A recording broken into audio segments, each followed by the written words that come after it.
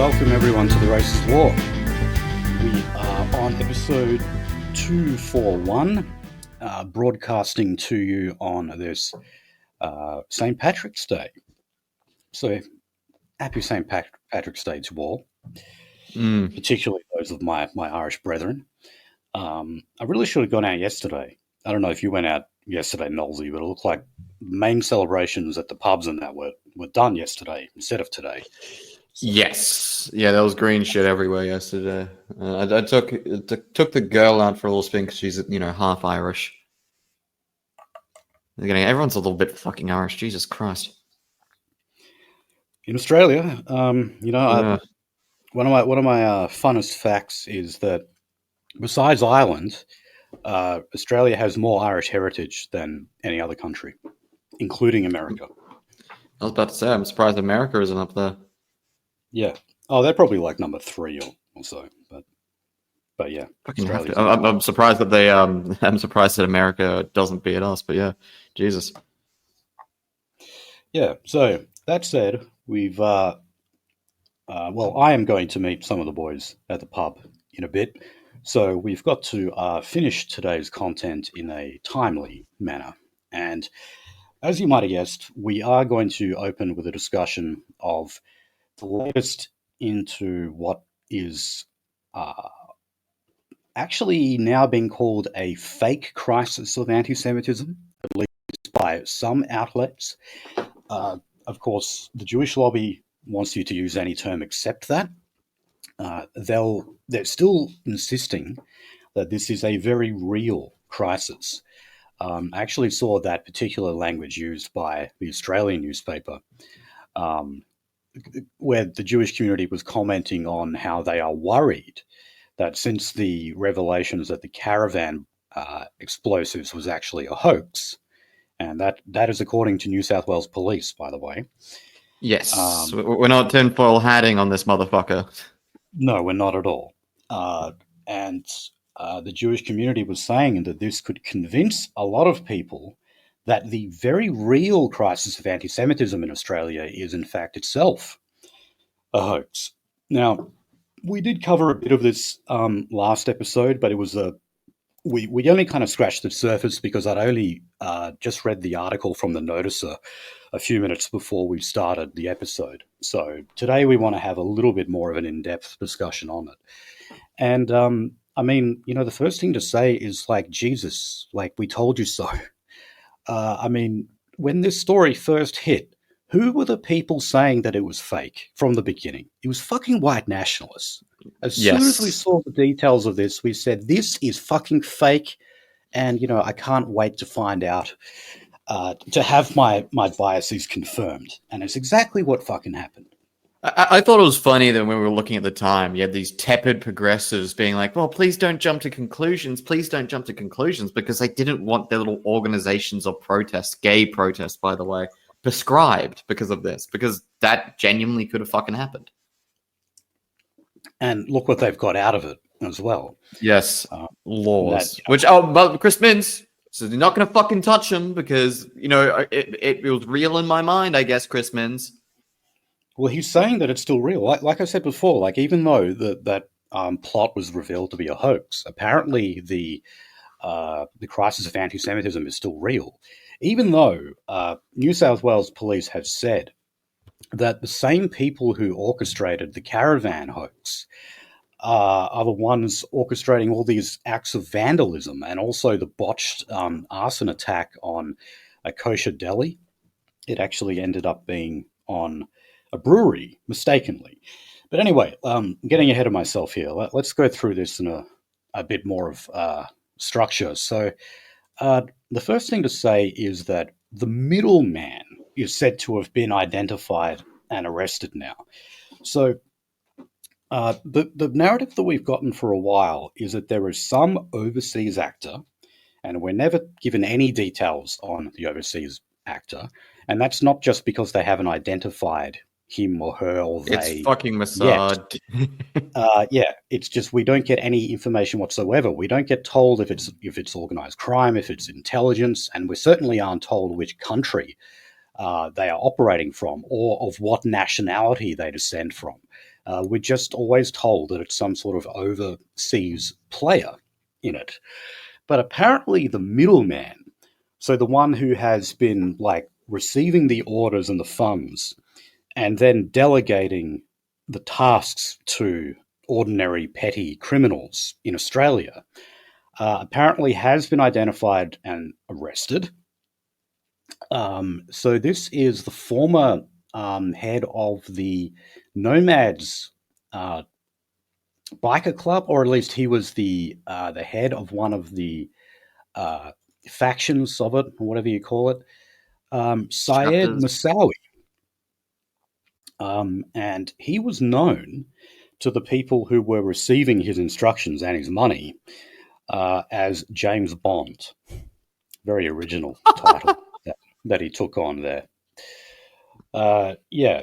So this guy, I'm not sure if he has recent affiliations with the Nomad uh, biker club, but yeah, he was said to be a president of a particular chapter. Um, and apparently, one of the anti-Semitic attacks that he ordered himself was the one on a Jewish kosher deli.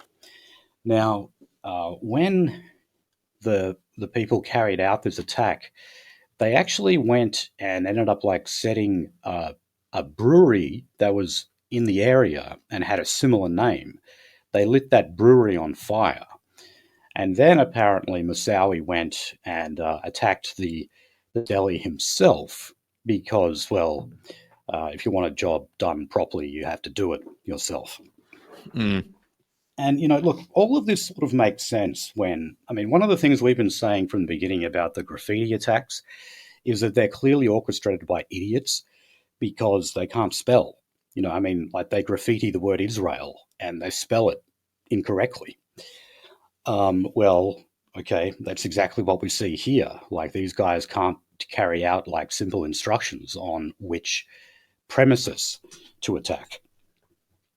So it's not a surprise, I guess, that these people have been caught and arrested and everything.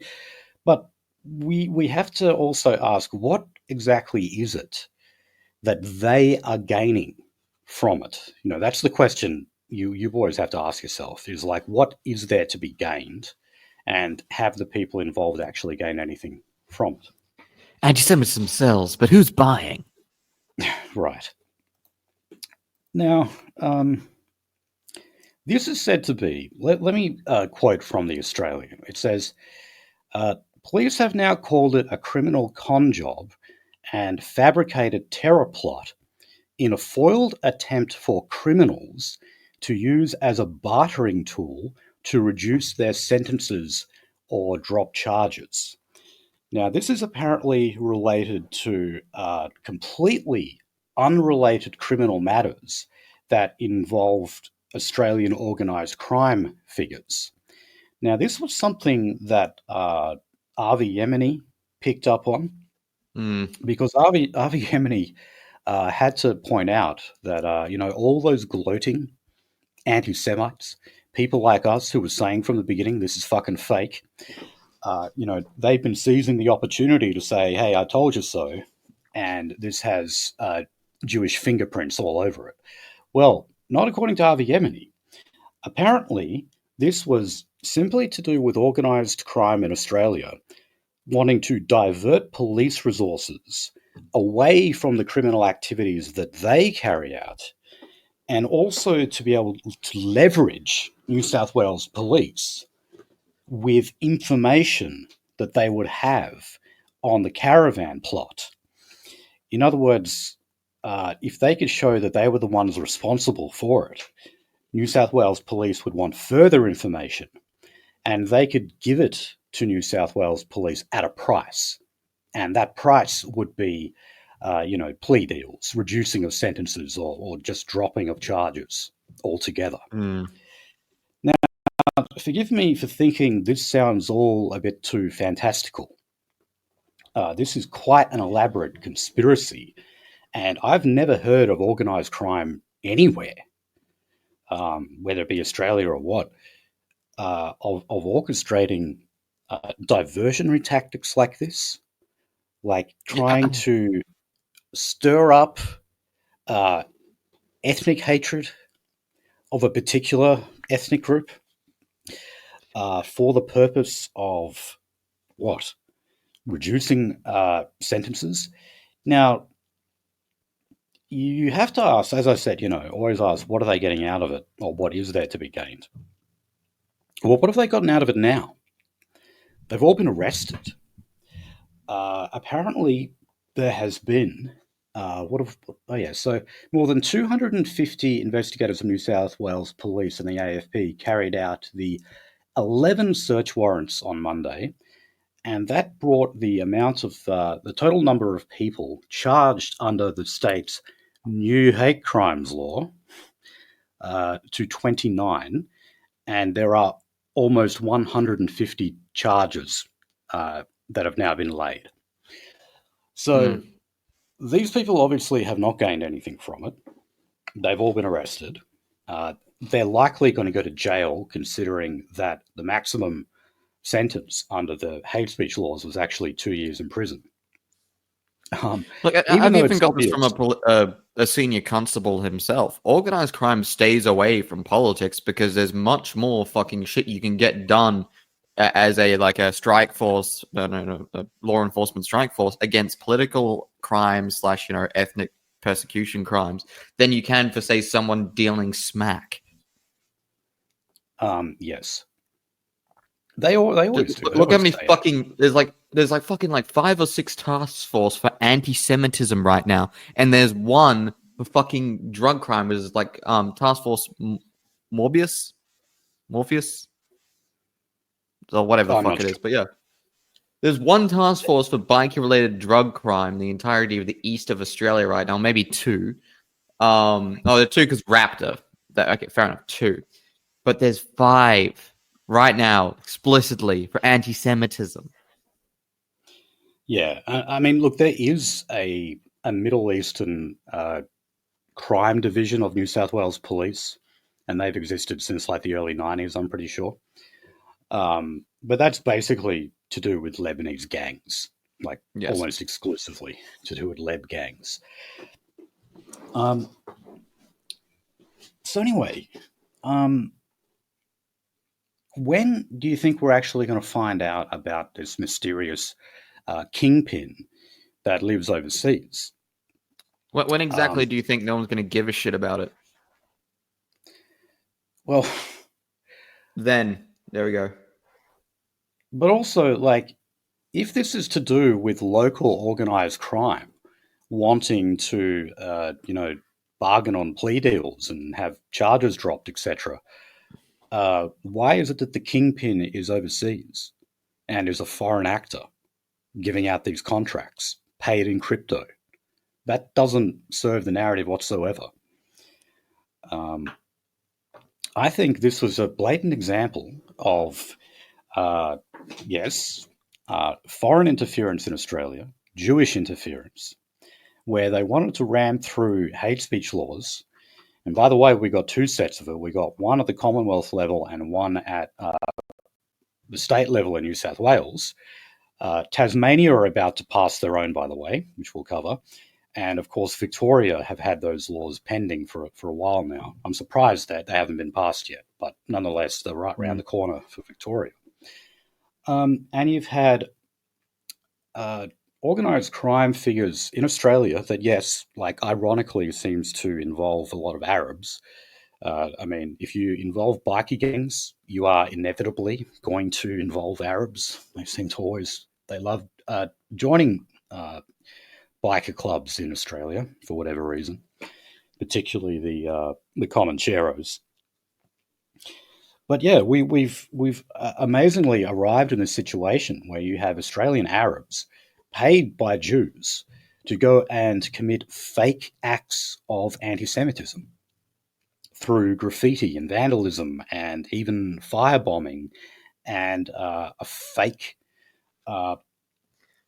bombing where you didn't even have a detonator present for all the explosives that were on Mm. board that caravan.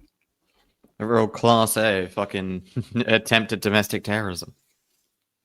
Now, can I remind people that when this first made the headlines, like one of the only people doubting it was Andrew Bolt, funnily enough. And as far as I can see, Andrew Bolt just doesn't comment on it anymore. I think because he was promptly told to shut the fuck up about it. Uh, but, everyone else on Sky News and the rabid right wing Zionist media were also just reporting it as a matter of fact that this was some kind of terror plot. Uh, Chris Minns, the Premier of New South Wales, said at the time that this was likely to be a multi-casualty act. In other words, if it had been carried out, it would have killed many, many people. Peter Dutton used very similar language, and he used it as a call for the government to rush through the hate speech laws that we have right now. Okay, and you know what now, hate speech laws are, kids? Not fun. Now, look, what's really silly here is that the Labor Party are actually going after Peter Dutton now over what he said about the caravan plot. Now, Peter Dutton, considering he is, I guess you could say, more philo-Semitic than the Labor Party, he did use language that was a bit more colourful. He did exaggerate what it meant, much more than Labor did. That is definitely true. But at the end of the day, Labor are the ones who actually drafted these laws and put them to a vote.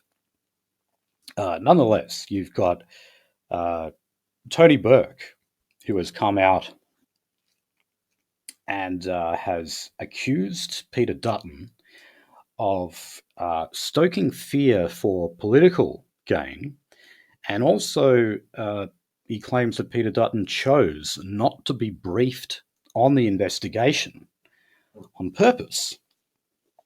Now, from the beginning, that is so. Look, we found out about the caravan plot on the 19th of January. This was actually New South Wales police actually were entertaining the possibility that it was in fact a hoax from the 20th of January, the day after. All right. Now, a lot has been made out of what did Peter Dutton know? What did Albanese know? If any of them had been briefed, they would have at least been known of the possibility that this was a hoax, because that's what police were thinking right from the start, even if they hadn't come to that as a firm conclusion. But besides that, do you really need the police to tell you? Surely all you need to know is the knowledge that there was an abandoned caravan with explosives on it that was put conspicuously in the public eye, that had handwritten addresses of synagogues on it. And like I said before, there was no detonator. In other words, it was impossible for anything to actually go off. Surely it was enough to go by on that information for you to say, this is a hoax, because that's what we did. That's exactly what we fucking did. We saw that information. We said, this is fake, and we were right. So to me, it doesn't matter that, if they were briefed or if they weren't briefed or whatever. Surely, assuming that they've risen to their place in politics for being somewhat educated, for having intelligence somewhat above the mean, I'm sure they could have put two and two together and thought, there's at least a chance that this is fake. Oh no, but instead, we'll still rush through all of those laws. And remember, they were rushed through mid-Feb, about a month ago now? So they were rushed through well before the police actually made an official statement saying that it was fake. And now we've got them. And yeah, you've got the likes of Chris Minns saying, that he doesn't regret a single thing. Now, of course, because they pushed through those laws in New South Wales. I hope I hope Chris Minns gets punished. I mean, mashallah, fatwa against him. I hope he gets punished by the Muslim community. In theory, my ummah, we must punish this devil Chris Minns. He bears false laws. Okay, so look, here's what Tony Burke said about Peter Dutton about apparently avoiding being briefed on the caravan hoax. So he said he deliberately avoided being briefed even when we kept saying that he should be getting a briefing. And as a result, he was effectively reading from a script that may as well have been written by organized crime. He wanted to make sure he could continue to make the most outrageous claims. He wanted to make sure that he could stoke the most fear. Well, okay, but Tony Burke, you went and voted for those hate speech laws to be rushed through that were sold to us on the by being based on that fear that was being stirred. So it's a bit rich coming from you, mate.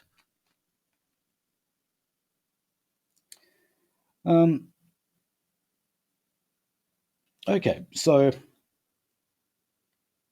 last Wednesday, the New South Wales Police Deputy Commissioner David Hudson was quizzed in parliamentary estimates, and they actually ruled out on February 21 that there was any form of terror threat from the caravan plot. So I believe that was just slightly after the laws were pushed through. So, despite that, well, what is it? We were only told about these laws. I mean, sorry, that it was a hoax last Monday, weren't we? I'm pretty sure. So a week ago today.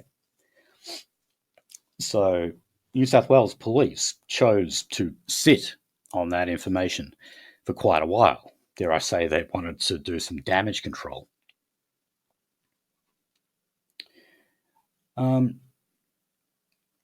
So he said, on the 20th of January, the Premier was told we were treating it as a terror event. Right? He was also told that it could be part of a criminal conspiracy. The details of that, as I said, were complicated by external reporting that entered the investigation, which we couldn't discredit. And until that was discredited, we treated it as a terrorist risk. All right. What he's saying there is that, yeah, they were entertaining the idea of a terrorist risk on January the 20th, the day after the caravan was discovered. However, they were also entertaining the idea of a criminal conspiracy, which is what it actually turned out to be. Now, despite the fact that Chris Minns was told that, rather than actually say, well, let's wait and see what the police end up saying about this caravan plot, and then we can react accordingly. No, that's not what happened at all. And it's certainly not what happened at the federal level either. The laws were simply rushed through. That was it. Look, I've never seen that bill must have gone through with the ink still wet. I've never seen in this country the parliamentarian system actually be so viciously efficient. Yeah, royal assent, which means like when laws become active after they've been passed, usually actually takes about a week. Royal assent for these laws happened in under 24 hours. It was just breakneck speed, relatively when it comes to how laws are usually passed. Look at the time scale. We covered them, and then literally, I'm pretty even sure maybe before the episode was even uploaded, they were active. Yeah, they were. Yeah, I remember that. We were going through, like, warning. We were recording, and then uploaded. And my God. Everyone, no, royal assent has already been given. So they're on the books right now. So make sure you watch out and make sure you watch what you post online and everything. Just keep a level head about you to be fine. Yeah. Okay, now, Jewish political donations. This is as reported in the Australian, have been flowing to the Liberal Party at a very, very high amount ever since October 7.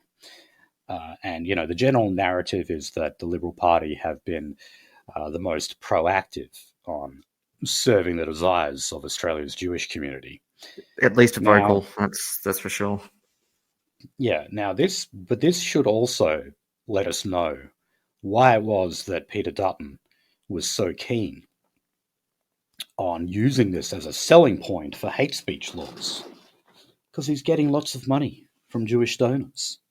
Right now, I mean, to be fair, Jewish donors certainly give money to the Labor Party as well, which is why, or at least part of the reason why, you constantly have the two parties competing with each other as to who is the most philo-Semitic. But safe to say, the Liberals have won that. They certainly got the best reception at that anti-Semitism convention that was held by Sky News, where everyone turned up wearing a yarmulke. And you had Mark Dreyfus from the Labor Party actually booed for accusing the coalition of weaponizing anti-Semitism. So still, the Labor Party were very much represented at that convention. Chris Minns was also there. He got a much better reception from the crowd than Mark Dreyfus did. But nonetheless, the Libs do come out on top here, and that's definitely been confirmed by the large amount of money that is being thrown at them. Now, I'll tell you this: they've been the most calming. We're talking about like this, ethnic group that is currently very fucking hysterical. You can see that. You don't even need a fucking Facebook page and to see the fucking rabbinical levels of fucking screaming going on in the community right now. The Liberal Party's just been the dude being like, hush, hush, I'll be okay. They've been actually calming to this community. They've been reassuring, and they've shown the only thing they respect, which is material results to them. And so that's why they get the donations, unfortunately. It's as simple as that. Yeah, and it's the Australian actually named a few seats that they were particularly targeting. Well, one of them is the seat of Goldstein in Melbourne. Now, also the seat of Wentworth in Sydney, and a seat of Bradfield. Now, I'm not sure about Bradfield, but I know that Goldstein and Wentworth both went to Teals. And Wentworth is the most Jewish electorate in the country. Goldstein is up there. I mean, just look at the name, for God's sake. And it used to be held by the very, very philo-Semitic homosexual Tim Wilson. And he's actually been given pre-selection again for that seat. So it's going to be a rematch. I forget who it is who holds Goldstein. I think it's that former ABC journalist. But anyway, that would also explain why so many of the Teals have been very vocal about the rise in anti-Semitism as well. I think it was Monique Ryan who was saying that she wanted the hate speech laws to go further. So Zoe Daniel, yeah. Yeah, independent, oddly enough. Yes, Goldstein. Yeah, but she's an independent in name only. She's a tip, left Liberal Party over progressive issues. There we go. Yeah. Monique Ryan said that she wanted it to be illegal to say destroy pedo freaks. Do you remember that? So she was specifically talking about one of the banners that, the EAM and the NSN roll out. They do it when they go to drag queen story hour protests, for example. They have a banner that says destroy pedo freaks. So she was saying that she wants hate speech protections for pedophiles. And she actually moved that amendment, and it was rejected, funnily enough.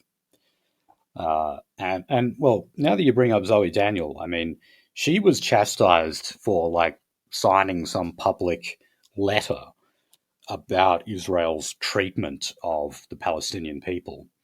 And then she had to do an absolute 180 on that and just gave the most fawning philo-Semitic public comments she possibly could until she was deemed to be okay by Melbourne's Jewish community.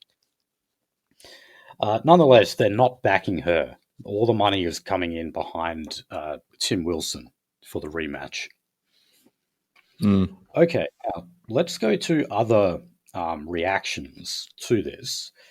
The Greens have demanded that the mandatory sentencing laws that will rush through Parliament should be revisited and repealed. So that is what Marine Faruqi said lately. So I'm not sure if they're looking for the wholesale revocation of those laws. I would say probably not, because it has been long-standing Greens policy for years, if not decades, for Australia's hate speech laws to be tightened and to be more restrictive. They've basically said that they want to make podcasts like the one you're listening to right now banned. That's been on the Greens' agenda for a very long time. To be honest, we should be taken off the air. We're atrocious. We're terrible. ratings in the toilet. They're simply saying the mandatory minimum sentences behind the laws need to be repealed. And yes, they say because of the fact that the caravan plot turned out to be a hoax. Now, well, here's what Faruqi says. She said the mandatory sentencing amendments by Labor were an absolute disgrace. Okay, even though you voted for them. The Greens opposed them then and continue to do so. No, you didn't. You voted for them. These unjust provisions must be revisited and repealed when Parliament sits again. The Prime Minister has serious questions to answer. If the AFP knew almost immediately that the caravan plot was a hoax, why did Labor whip up media hysteria and community fear? We need to know if they published these laws through under false pretenses. Well, yeah, we know that. And didn't need too many brain cells to know the time that that's what was happening. And so I would just say, why didn't the Greens know? It's a bit late to be saying all of this stuff now. And it's ridiculous for you to be saying that the Greens opposed them at the time. You voted for them. You voted for them in the House and the Senate. What do you mean you opposed them? Alex Antic and Ralph Babette were about the only bloody ones who voted against it. I literally believe that this entire thing is paper thin because they realize that, so that one Mufti saying, the Palestinian protests, the Palestinians are suffering because, in the West, they're protesting with gay people.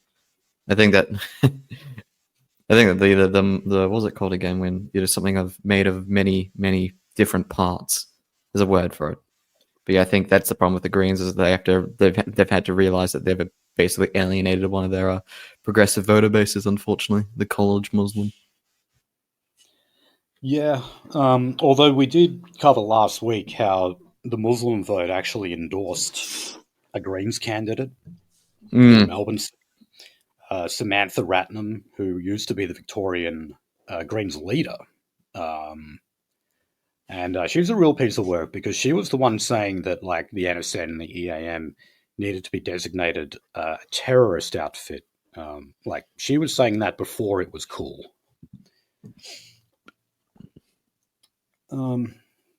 Okay, so the independent MP, Rod Roberts, so he's from New South Wales Parliament. He said that the New South Wales Parliament acted out of fear and was misled when it rushed through the laws. He said, we were led to believe that Sydney was on a hotspot for anti-Semitic hate crime at the time, and hence the need for that legislation that we introduced. It is my view that we have been misled. Had we have known that this was a criminal enterprise and not complete anti-Semitic attacks, I dare say that the legislation would not have been passed. We acted out of fear, really, too, as parliamentarians. We were told that this was needed, and that's what we did. But it turns out it was all fabrication. That's right. I'm not actually sure how he voted on it. I can't say I know too much about Rod Roberts. But, someone who did vote against it and deserves credit is Mark Latham. Mm. He said right from the beginning, even during the time when most people actually thought, or at least seemed like most people thought that this was a genuine terror plot, he said that even given that, he could not support the hate speech laws, and he even singled out the Jewish lobby in New South Wales as being too Jesus. powerful. Yeah. And later on, he kind of had a told you so moment as well. Unfortunately, to my knowledge, though, I don't think Latham was out there saying that he thought it was fake. He should have. He'd be collecting some serious clout now if he did. But nonetheless, he deserves credit for opposing it. Oh, right. So here's what Chris Minns had to say about it. I want to make clear the New South Wales government will not be repealing hate speech laws passed in Parliament last month.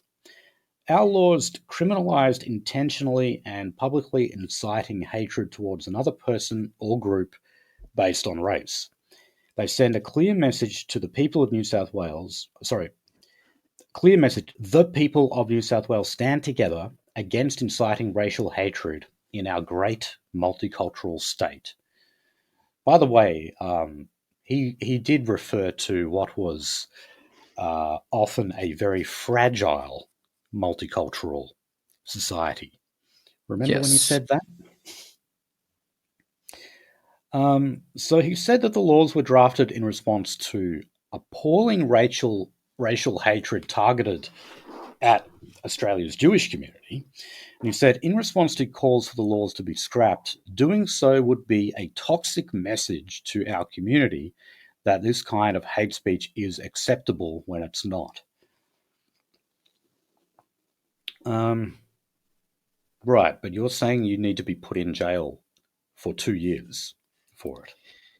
I think it was like one of those like Soviet era governors who basically listed out as like you can't police ethnic grievance, you can't legislate social cohesion, like etc. And that our government is just failing at every fucking step. Yeah, you can't legislate morality. I Yes. mean, that is a natural outgrowth of the community.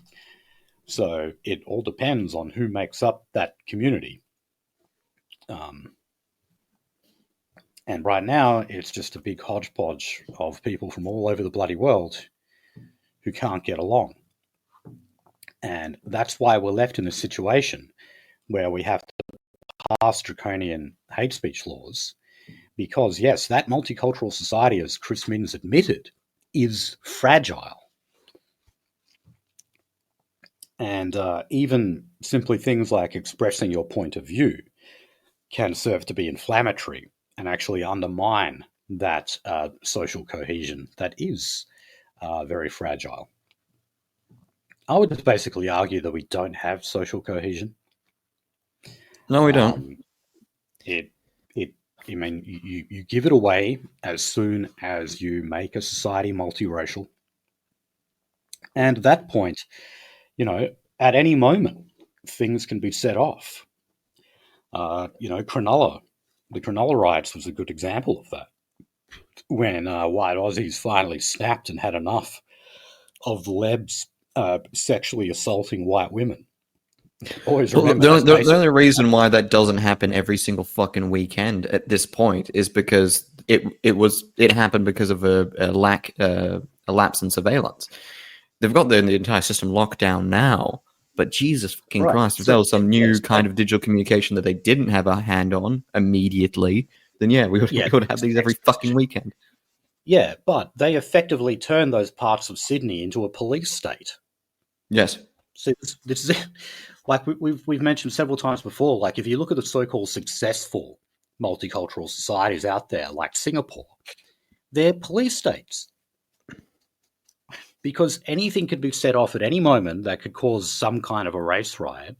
So the police are everywhere, and have draconian powers to just throw you into a jail cell if you dare try and set anything off. I And remember seeing like an that, infographic, and it was just like most countries' laws, like all the laws and codes and regulations, it's basically just a big stack of books. And it's just like Singapore, and it's just like, oh yeah, what part of the fucking library do you want to go to?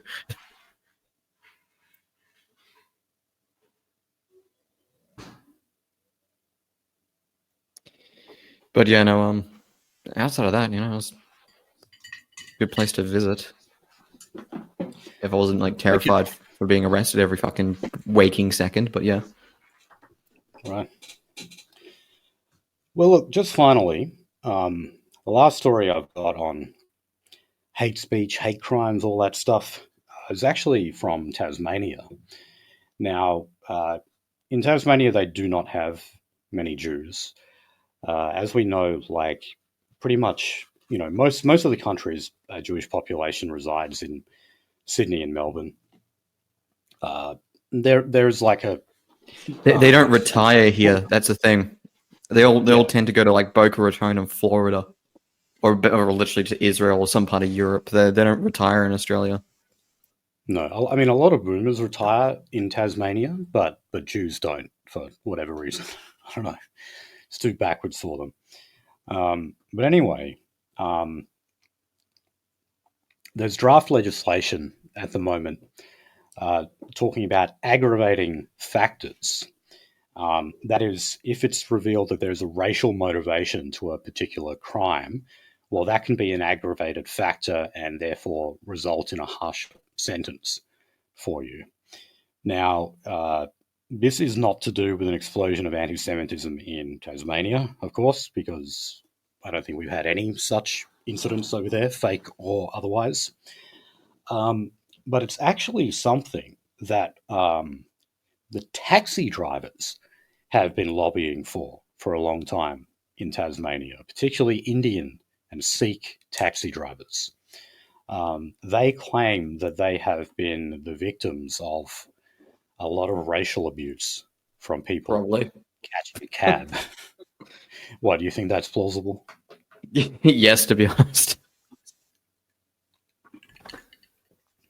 I had Yeah. to take an Uber over the weekend, and I was literally I was actually, well, this is the other way around. I think the Indian Uber driver just kept driving up the road, and etc. And obviously was trying to get me to cancel on him. And then I called him and was like, "Hey, dude, what the fuck are you doing?" And he literally just screamed. It was like, You're using a fake name, you're using a fake name because we're going to a Chinese restaurant." I guess he thought it was Chinese or something like that. But yeah, I can completely understand sending that directly back towards him. Almost felt like it. Okay, well, I mean, but the other thing is, I mean, Tasmania also feel compelled to pass such laws because, well, the rest of the country is doing it, you know. Even if they don't have, an anti Semitism crisis for themselves.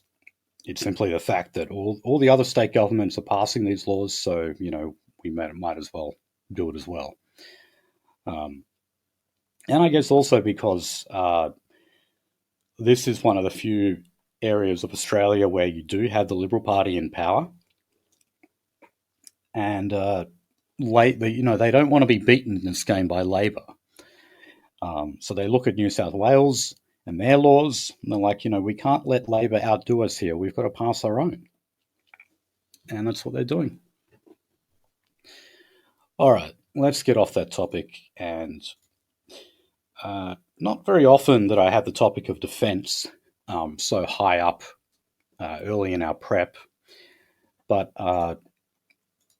discussion here is in order about Ukraine because Anthony Albanese has been talking about Australia's national interest would be served in standing with Ukraine, even How? though Zelensky got a spraying in the Oval Office and everything. Yeah, I don't know. He doesn't really answer that question. But he has said that we would be part of a coalition of the willing to protect Ukraine. I don't know why they've gone with this kind of language because that's what they referred to the countries willing to go in the Iraq War. Remember back then they called it the Coalition of the Willing, which unfortunately Australia was also part of back then. But anyway, there was like this virtual meeting chaired by Keir Starmer, the UK Prime Minister, where they're looking for around 25 countries other than America to carry on in this coalition of the willing. And that could mean all of those countries actually committing ground troops. Currently, they're basically all just providing aid, military aid, like Australia has been doing from the beginning. But I love how we got the oh yes, we want some Bushmasters, and now we've got the fucking ambassador being like, actually, we want all the Bushmasters, and then we've got Russian commanders showing off their Bushmasters. But yeah, look, but Albanese is not ruling that out in terms of Australia's contribution. We could actually end up with Australian peacekeepers on the ground in Ukraine. So, and then 6 years later, we'll have a war crimes commission. Well, yeah. Now, I mean, obviously, this is nothing to do with us. I mean, the last time we had like a significant peacekeeper presence was probably in East Timor. I mean, arguably, you could say that was a conflict that had Australian interests because of the fact that Indonesia is our closest neighbour. I would still pretty much argue no, that had nothing to do with us. But anyway, it does somewhat seem to be to do with opposition to Donald Trump, I guess. Trump is sometimes kind of seen as kind of ridiculously as being controlled by the Kremlin for being Vladimir Putin's poodle. I've heard that kind of language being used. Oh, God. It's because of the hair, isn't it? So maybe Albo just sort of wants to get on that bandwagon. I think there's definitely some truth to that. But, I mean, the idea of actually committing ground troops to Ukraine only, like 6 to 8 weeks away from an election, I don't see that as being a wise move that would buy votes. I just can't see that as happening. No. I think a lot of people are running on like pre-packaged narratives you could probably pick up at a gas station, like the sandwiches. Like, it sounds smart, sounds like, analytical at first, but as soon as you dig deep into them, they're completely and utterly flavorless. Yeah, well, look, some are saying that this effectively makes AUKUS null and void. Remember, this was like the new military alliance, strategic alliance between Australia, the United States, and the United Kingdom. So if we were to be part of this coalition of the willing, this would be a new kind of military arrangement that operates without the United States. So therefore, kind of contrary to the whole idea of AUKUS. Now, I've still got like American military contractors, ex-military personnel who now take on contracting positions, telling me that, hey, look, they are still offering positions in Ukraine. The United States government still offering contracting positions in Ukraine. So, as to how much of I don't believe the fucking hype that America is. Oh God, we're super pulling out, blah blah blah. It's like, well, maybe direct material support, but you're just downgrading it to contractor support, like they always do. Okay. There's no war in Africa, but there's still US contractors that go there and get blown up all the time. Oh yeah, man, there's still US troops in Germany. Yes. I mean, what? Okinawa still exists. I think that war is over. Okay, so Adam Bant was on Insiders yesterday. I swear he's on there like every bloody month. They give the Greens like way too much spotlight on insiders. But anyway, he was saying that AUKUS needs to end. Uh, so this was, yes, to do with Donald Trump effectively, or at least the way Adam Bandt spins it, Donald Trump revoking support for Ukraine. Also, he was also referring to the fact that, well, Australia is not getting an exemption from the 25% tariffs that have been put on various goods like aluminium. Yeah, aluminium and steel, which we export Yeah. steel. Yeah. So, dare I say, Adam Bandt would have opposed AUKUS anyway. It wouldn't have mattered. Like, if Joe Biden was still in the White House, he probably still would have said that we should tear up AUKUS. But yeah, there is currently an anti-AUKUS campaign that has written to every Labor MP and candidate, urging them to reconsider the whole arrangement of AUKUS. But at the same time, you have a visiting US nuclear submarine commander who says that America is going to follow through on all the commitments that were made under AUKUS, including the delivery of nuclear-powered submarines. So, yeah. Remember, that was one of the major things, like, not only were we going to acquire those submarines, but we were actually also going to manufacture them in South Australia. And the Americans are trying to reassure us that that is still going to happen. Look, if that is going to happen, we're going to get a pre-packaged Polaris, which, yeah, again, I've been inside a Polaris because they're an antique. And that's if it happens. I mean, how long have we been talking about this? 2+ years? 3 years now? Yeah. Yeah, it was under ScoMo that it happened. That was when Joe Biden forgot Scott Morrison's name, I think, when they did that press conference. Oh, didn't he say John Howard? I don't think he did that, but I think he just like didn't say anything. Like he like ummed and ahed, and then he just kind of continued without saying a name. Every year we look back, everything seems much more surreal. Yeah, I mean, Justin Trudeau did the same thing with Albanese, though. He really Yes. struggled, and then eventually he called him Tony. Now, yeah, okay, Tony, technically short for Yes, Anthony, yes. But whoever calls Anthony Albanese Tony just doesn't happen. All right, now, Kim Beazley, the former Labor leader and defence minister, he used to be known as Bomber Beazley when he was defence minister.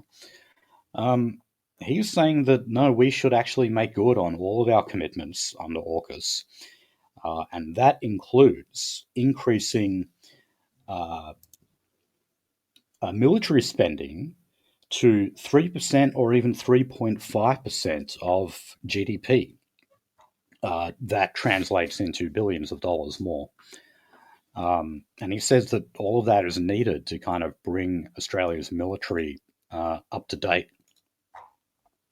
I'm not sure about the particulars here. But I don't know. This is a guy who used to be the Australian ambassador to America. I think he's just kind of, he fetishizes the whole US alliance far too much. And what do we get out of it? You know, despite spending lots of our money on the military, like what do we actually gain from it? Henry Kissinger may boil and piss in hell, where he is, because he's the demon. Is right, like being America's enemy is dangerous, but being America's friend is deadly. Yeah, probably the smartest thing that guy ever said. Yep. May rest in peace. Okay. Well, let's move on to the economy. And, like I said, we have failed to gain an exemption on aluminium and steel tariffs. That's despite the fact that in the first Trump administration, Australia did actually gain an exemption to the tariffs that Trump imposed back then. So Peter Dutton said that this was a very sad day for Australia. Labor effectively said the same thing, but they're saying that, look, had Peter Dutton been the one at the negotiating table, the exact same thing would have happened. Dutton is now saying that if Albanese were to personally meet Donald Trump, then Australia would have a much better chance of gaining an exemption. I don't really see how that would work out. I think that is just Dutton trying to convince us that Albanese failed and that he definitely could have won us an exemption. I don't think that's the case at all. Now, in terms of how we are reacting to it, we know that other countries like Canada have imposed their own retaliatory tariffs, so therefore they've whacked them on American goods. Bill Shorten, former Labor leader, actually said that we should do that and we should make those tariffs dollar for dollar.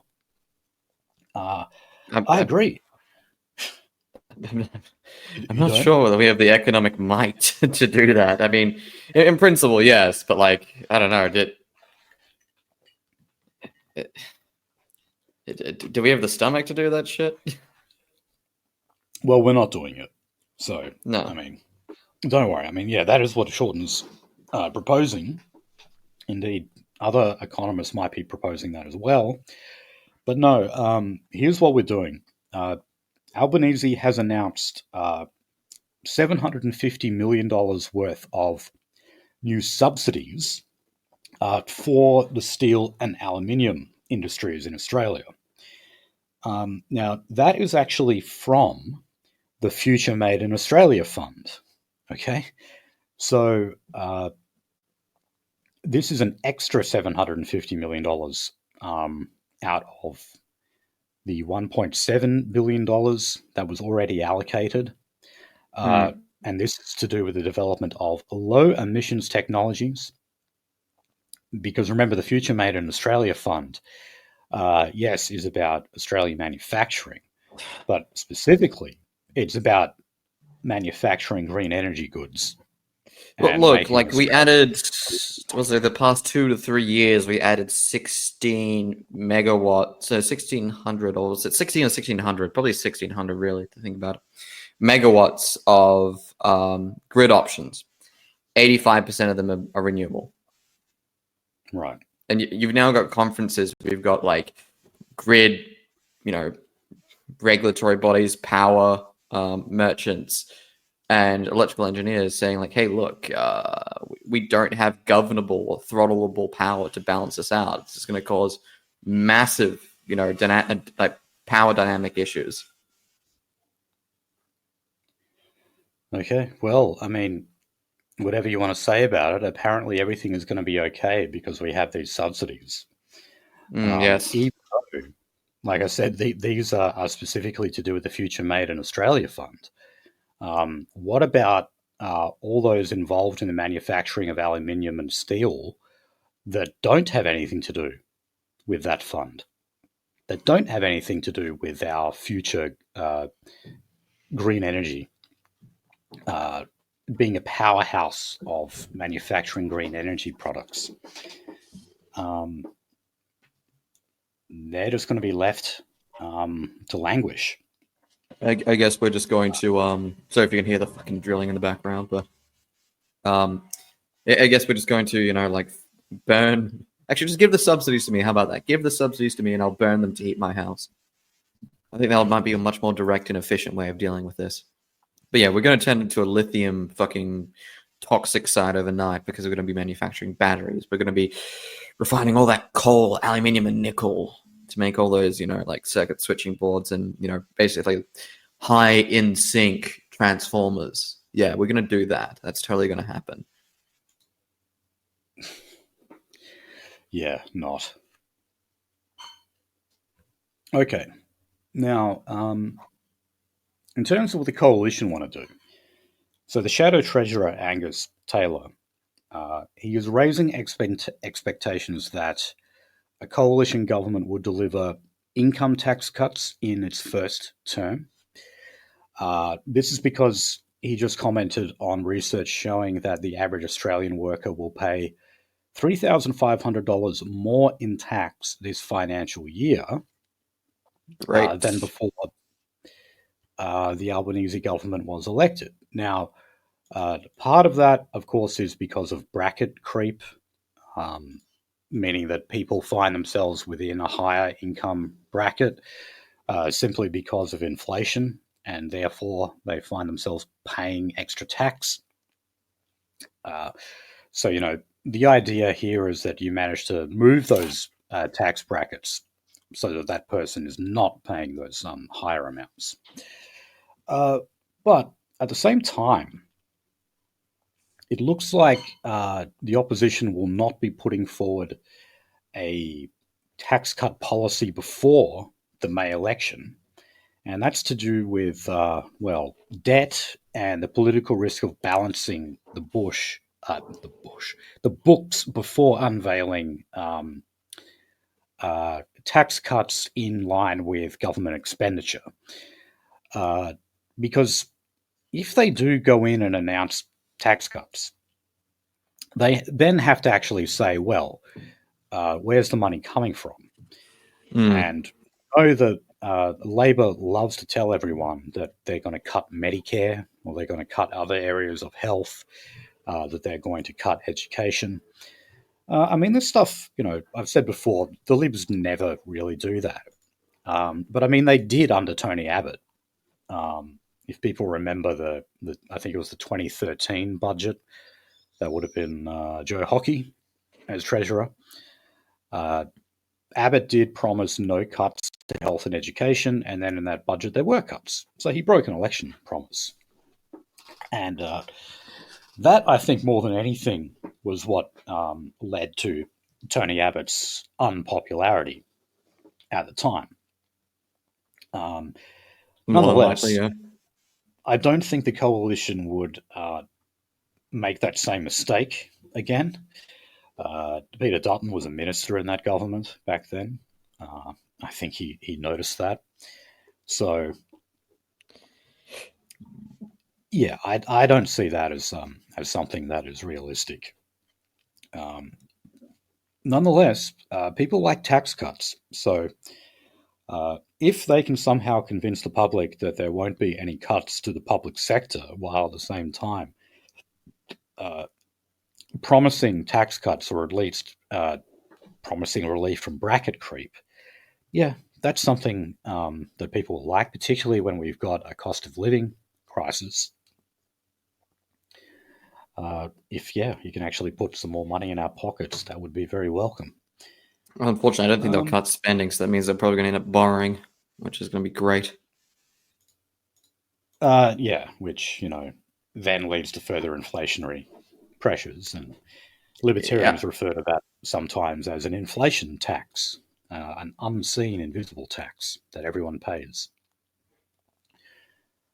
Okay, so just finally on the economy, Peter Dutton has left on the table the possibility of using divestiture powers to break up big insurance companies. Now, as we know, the Liberals sort of under pressure from the Nationals. Like David Littleproud has been talking about this stuff actually for a long time. He was talking about divestiture powers being used to break up Coles and Woolworths because, they effectively have a duopoly over groceries. It seemed pretty clear that this was contrary to the Liberal Party's ideology of free markets. even Anthony Albanese said, "Hey, we don't have a command economy here in Australia. We have a market economy. So no, we oppose divestiture measures." Well, um, maybe you could say this is an example of the two parties sort of switching sides, like the Libs being more on the side of the working class. But yeah, they said that they're willing to use those powers to actually break up um, anti-competitive companies.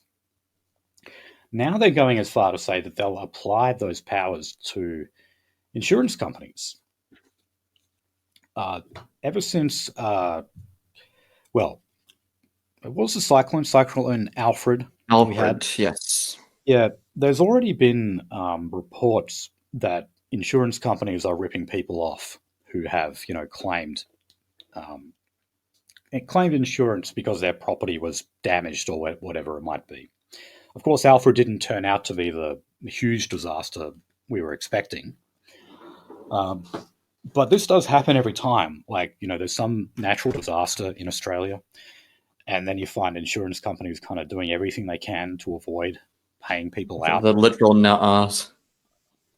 Yeah. So, not a surprise that the same kind of thing is happening again.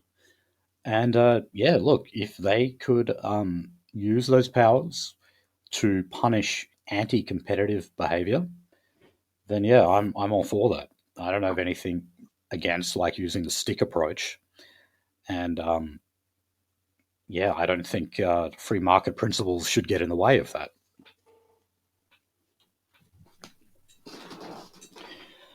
Okay, we're going to talk about housing now, and but more specifically, we're going to talk about lack of housing and homelessness.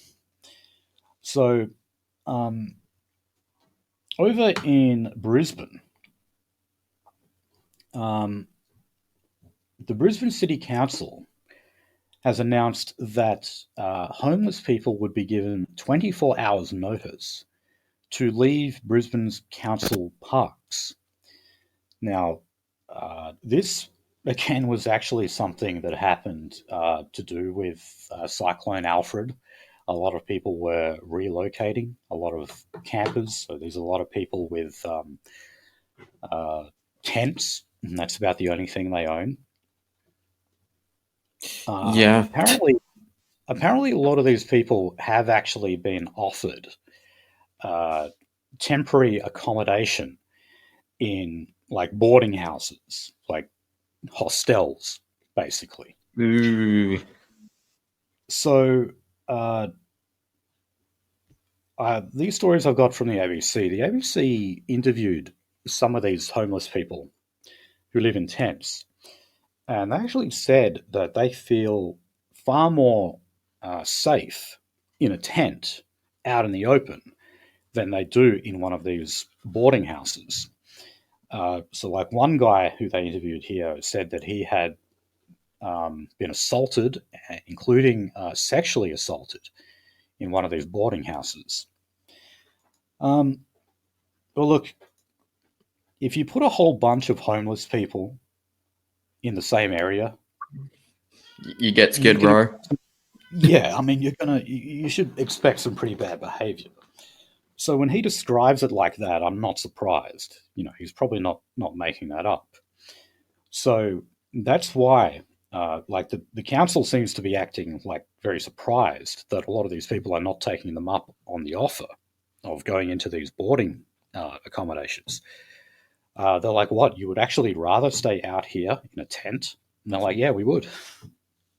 So Again, we don't really have mental health facilities. So if you get a shelter, what is it going to end up being? It's going to be like a mental asylum. right. Um, so yeah, I mean, I get that. Now, we're often told, or we often make the joke that we're all going to be living in pods. When I rant and rave about how I hate high density living. Well, We're all going to be living in rape dens. well, there's a charity called Strike It Out, and Oh no. they help the homeless. Like they try to find temporary accommodation, and they give them food and whatever else every now and then.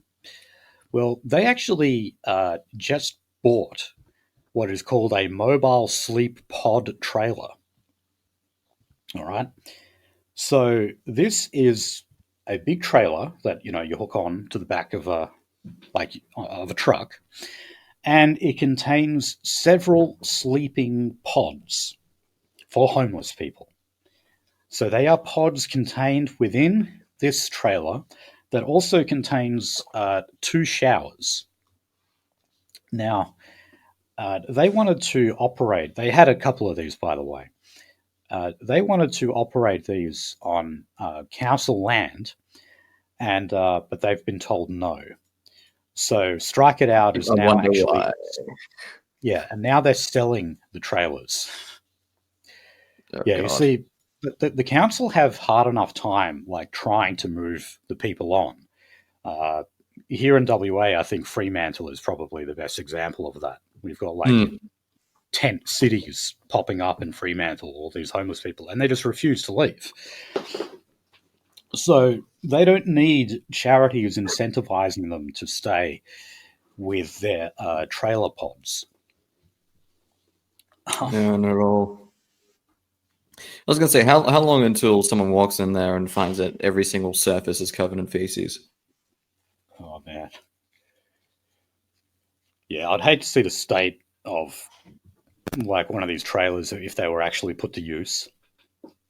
It would be quite a horror story, I think. But yeah, the idea that we'll become homeless and forced to live in pods, well, it's not really all that not a schizo one.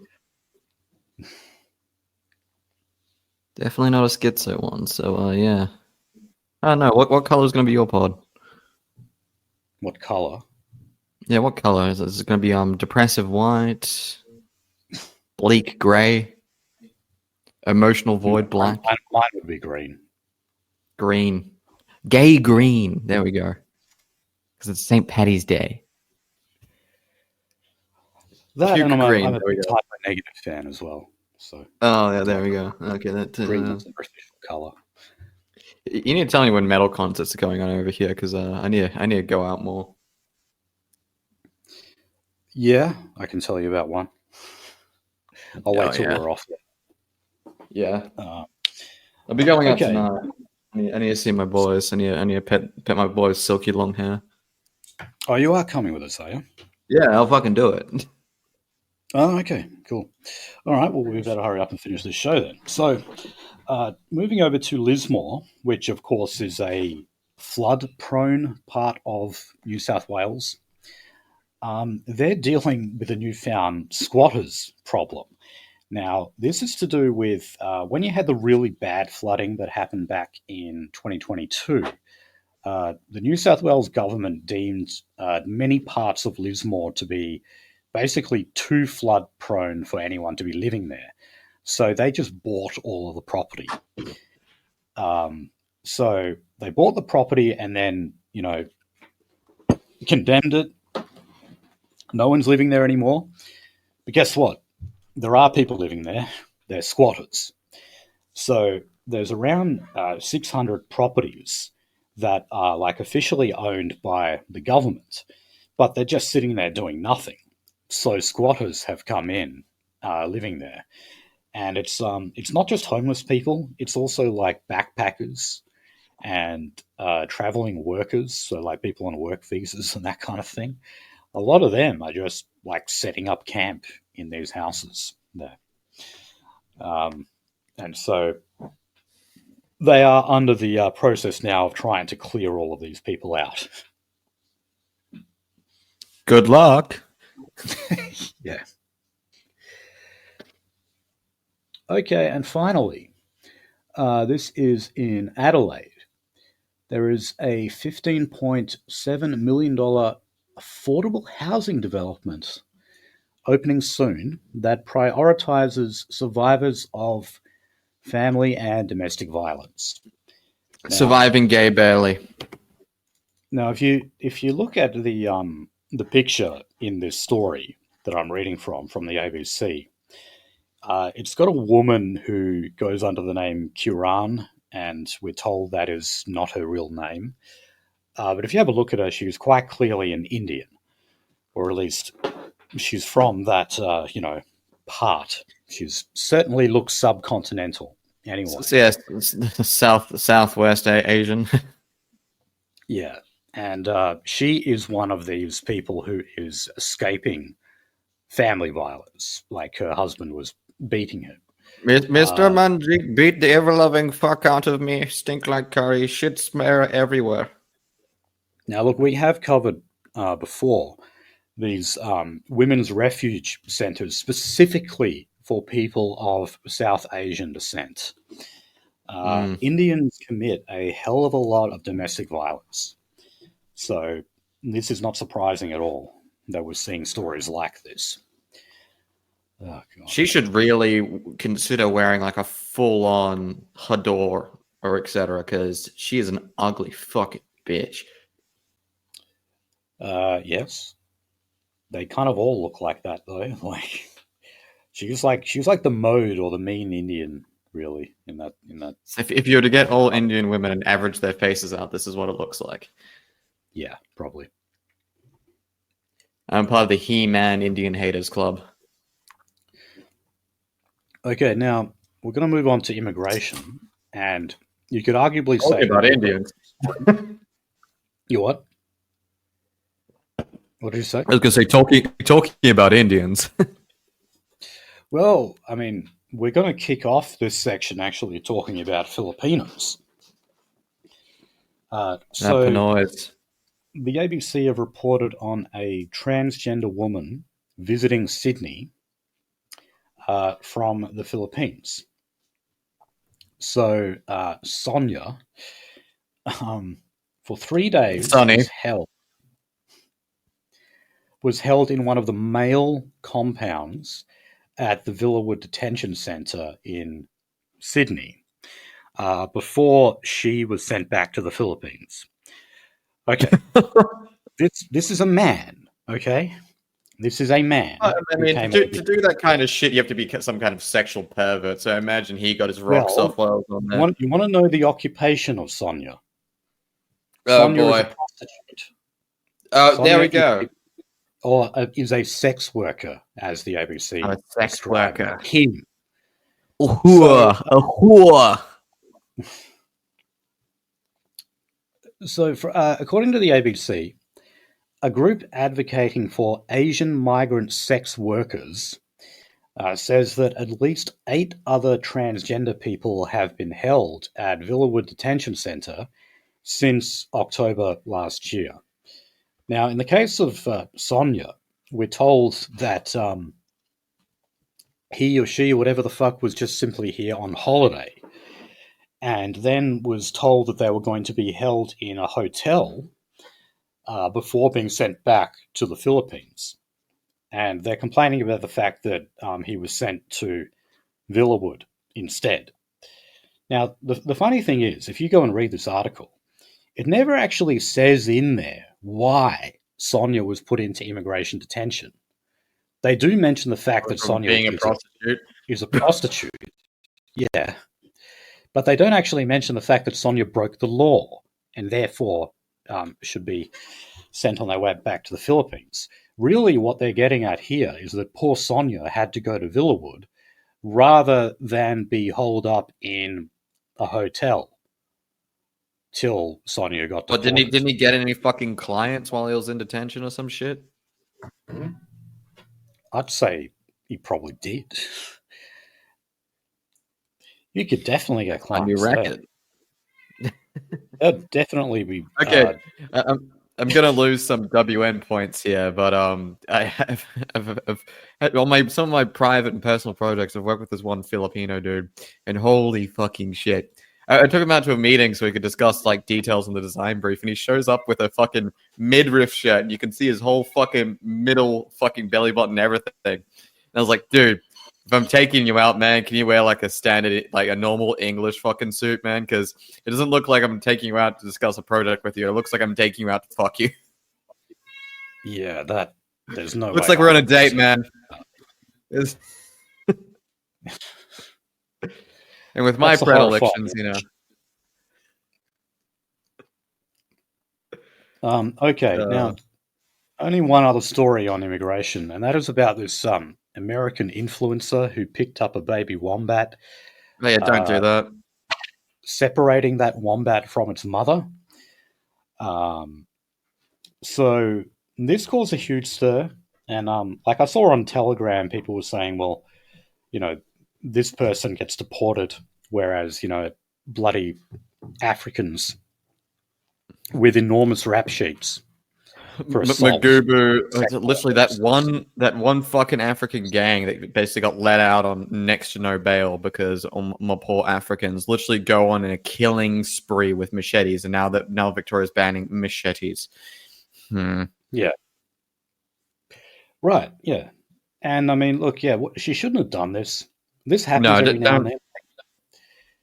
People come over here and they don't know how to treat Australian wildlife, or they kind of. I think it's Australian wildlife is just so fucking unique and interesting that I can understand being completely and utterly enthralled by something, but yeah, just a general rule of thumb: don't fuck around with an animal's kids.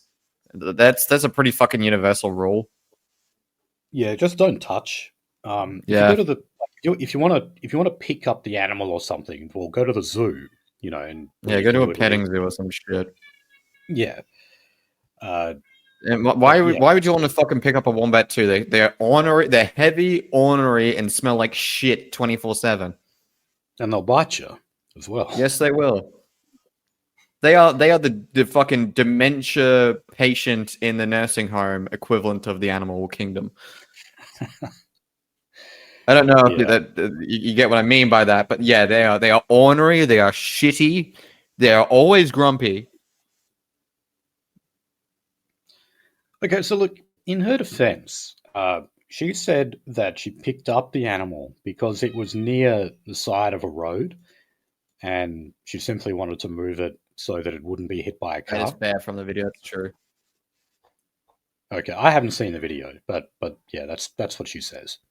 It was look, the mother wombat was walking with the babby wombat. Babby wombat was walking kind of in the shoulder of the road. In all fairness, really. Okay. I mean, yeah. Look, it's obviously not the crime of the century, and there is probably a bit too much attention on this, but it does really surprise me though that something like this can make such a splash. Yet, we have to basically rely on only the Australian newspaper to report on people who are allowed to stay in Australia under Direction 110 or something. In other words, people who have their visas reinstated, even though they have committed lengthy criminal offences in Australia, and they're still allowed to stay here. Whereas, fuck with our wildlife, and we want to put you on a plane back to America straight away. Yes, there is. Again, it's the only time I've ever actually spoken to someone and they've legitimately said, "Oh yeah, I'm going to be deported," is when they're Irish.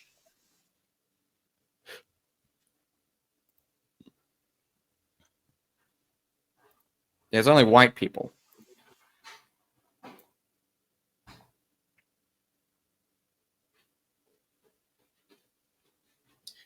Or in this case, American.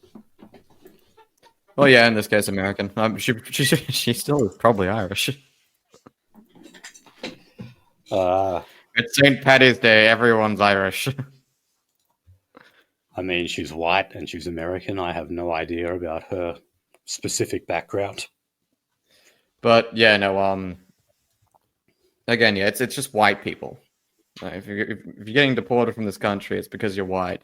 You could literally go on a murder rape spree, be out on bail, do it again, and you still won't be deported. And by the way, we got multiple fucking cases of that. It certainly is worth asking if this woman her name is Sam Jones, by the way.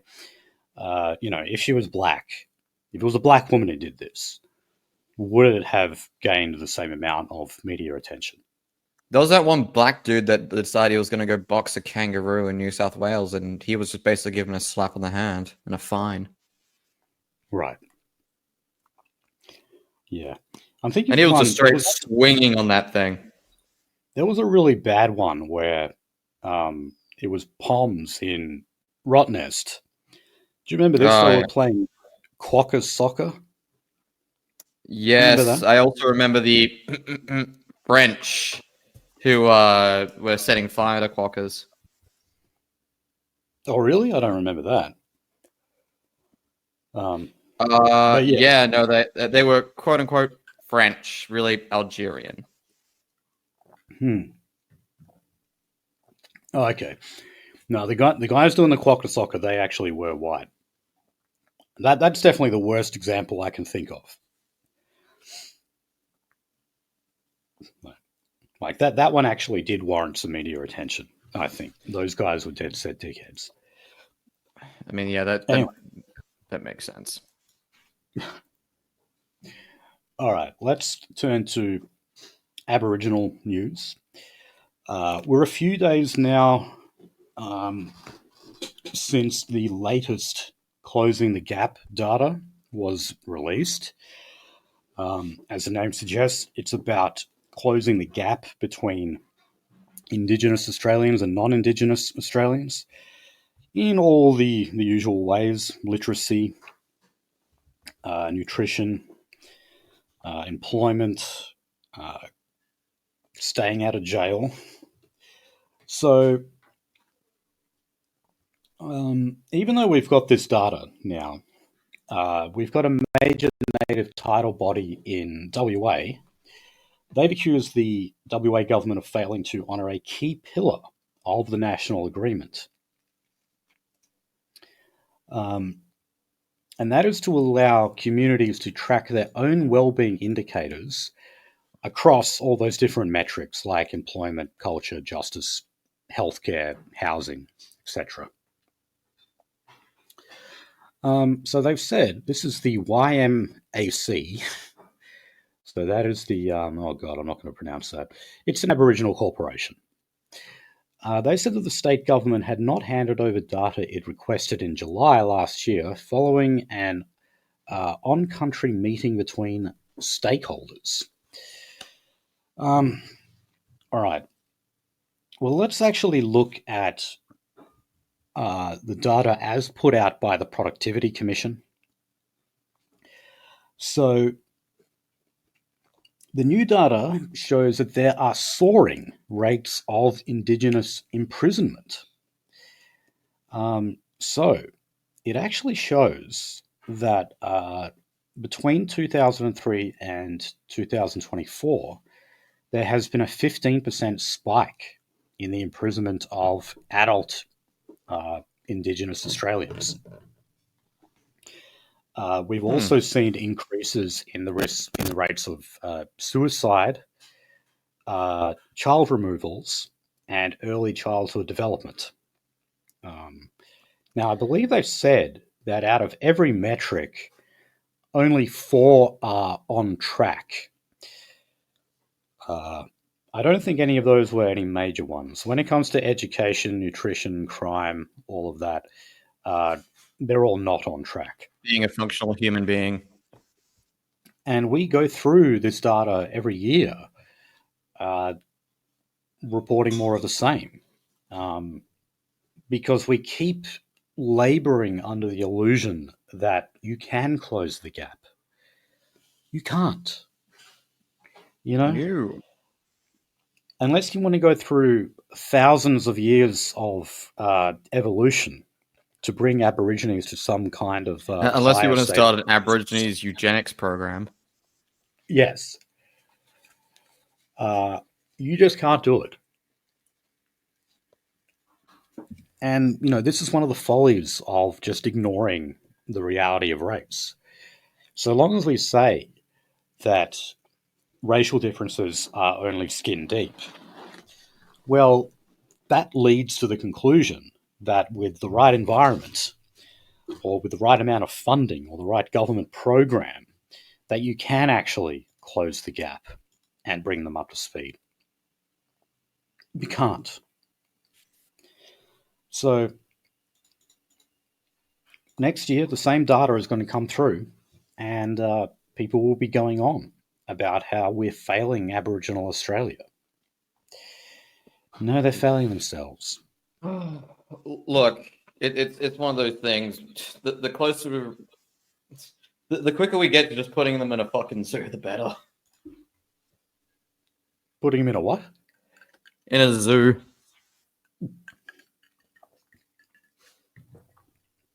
It's like an open air zoo. Like, just put some walls around Great Arnhem Land, and I don't know, throw hot chips at them. Oh god! Like, I'm being 100% fucking serious. Like, you know, you coddle them, you're taking away their agency, even though you get better results. You don't coddle them, you get like the alcohol-filled riots of 2 years ago. Like, fuck you meant to take away from that shit. But you know, like I mentioned, rates of child removals.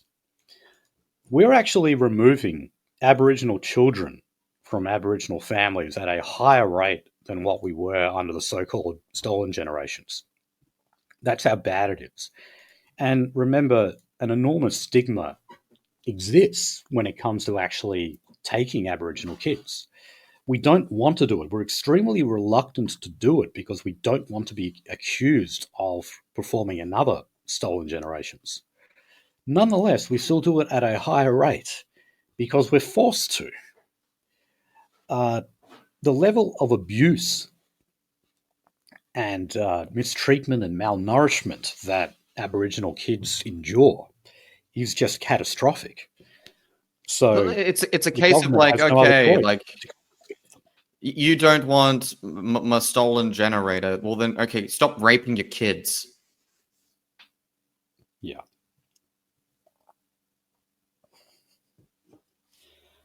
Oh god. What can you fucking say? So let me just go through some other data here. So youth detention, believe it or not, in most jurisdictions, that's actually shown an improvement. I believe this is one of the 4 metrics that showed an improvement or said it was on track. So despite the fact that I think in WA we have been getting the worst coverage about youth in detention because of Unit 18. Yep. Because, you know, we did have a death in custody. Well, the rate of Aborigines in youth detention in WA has actually gone down. I don't think that's a coincidence. You know where it's gone up, though? The Northern Territory. As has adult arrests. And that's because the new Country Liberal Party, they are not fucking around. Are they putting them back in chains?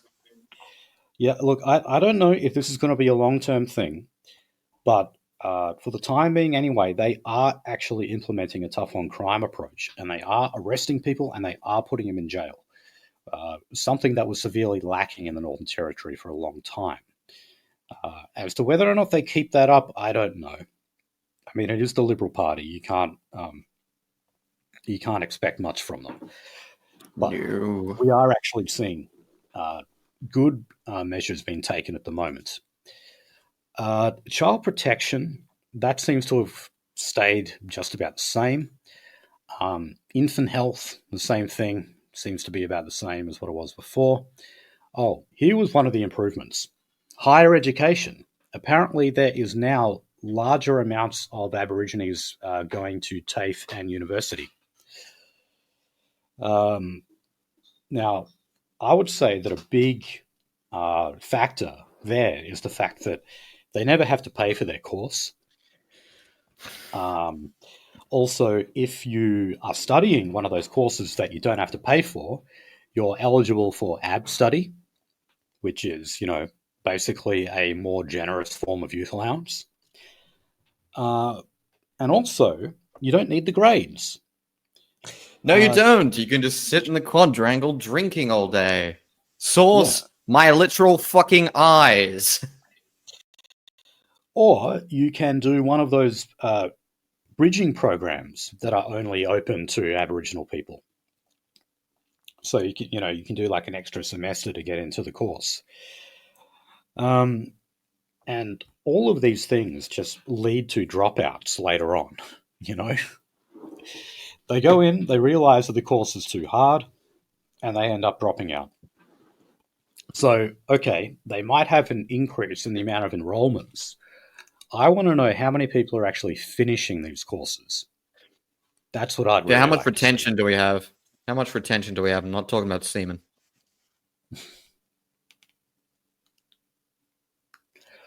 Okay, so let's get on to crime. Well, you already mentioned that in Victoria they've now outlawed machetes because there has been a big increase in knife crime, and that includes using machetes. They are very popular amongst African gangs. There was a story a few weeks ago. I didn't put it in the prep because it wasn't a political story, but this guy in Kalgoorlie actually chopped off his dad's arm with a samurai sword, and apparently he did it in one swipe, just like one fell swoop. Boom! He fucking severed the guy's arm completely. Holy shit! I don't know the racial background of the people involved there, but it's Kalgoorlie. Yeah. That place is just odd. That's the one time. That was the first time in my entire life that I was hit on by a fucking transvestite. Kalgoorlie. I've not been there in many years. I probably should.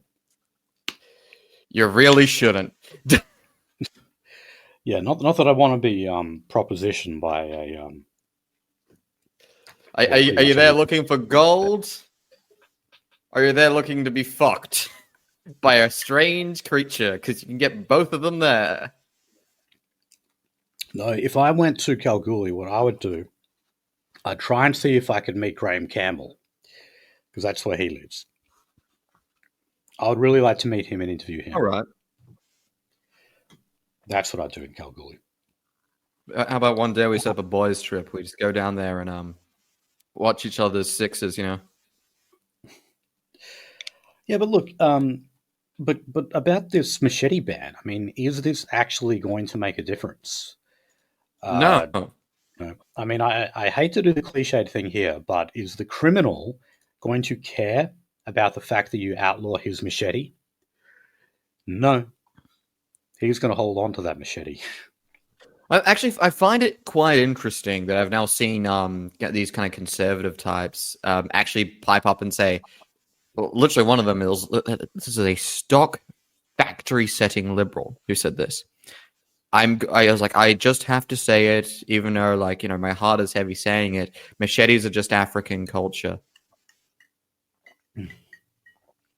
Talked about how he'd been to Africa and how they're just African culture. I'm just like, yeah, a little more than culture, buddy. I think, and you're hitting on the race, you're hitting on it, but you're not hitting on what the deal is. Well, I mean, in that conflict, what was it in Darfur? I believe. I mean, wasn't it just like two tribes basically killing each other with machetes? Yes. It's two tribes killing each other with machetes. You don't need to give a specific incident of that. I was literally witness to an incident of that when I was in fucking West Africa. Yeah, but I mean, it's a very popular instrument of war in intra-African disputes. You take the sheet of metal from the side of your fucking hut, you hammer a fucking sharp edge on it, and you slap a handle on it. Congratulations, you've got a weapon. It's like when you look at mid-colonial African war culture and etc. When they had access to the Dutch East Indies and European and Portuguese and other European trading partners.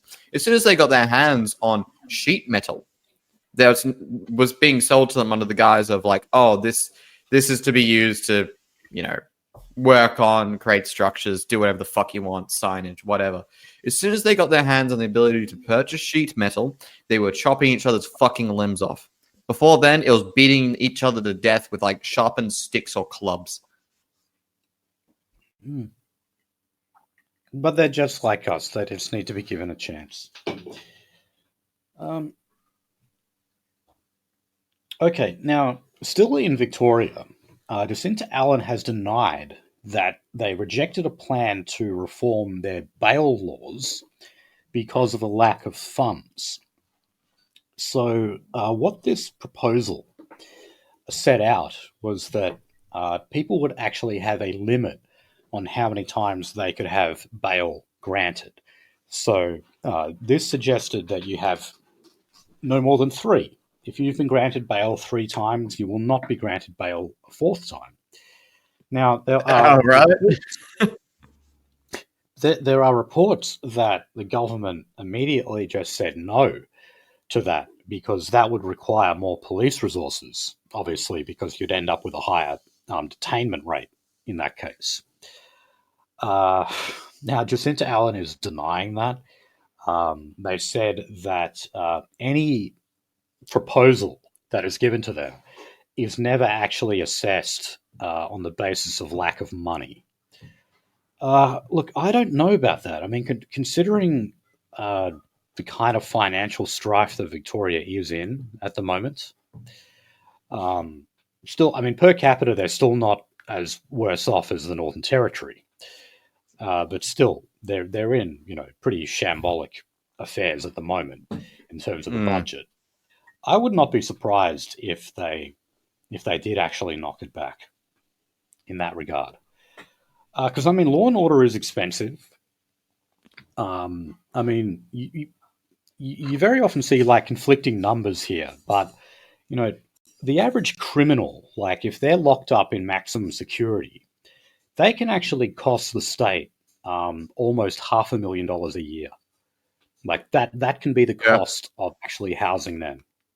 That's incredible to think about it, considering the average person doesn't earn anywhere near $500,000 a year. But that's how much we spend on incapacitating a criminal. So, yeah, it wouldn't surprise me. You're not hiring policemen. You're hiring zookeepers with a gun. But yeah, it wouldn't surprise me that if a government that is in financial dire straits would consider actually knocking back proposals on the basis that they cost too much. That doesn't seem all too far-fetched to me.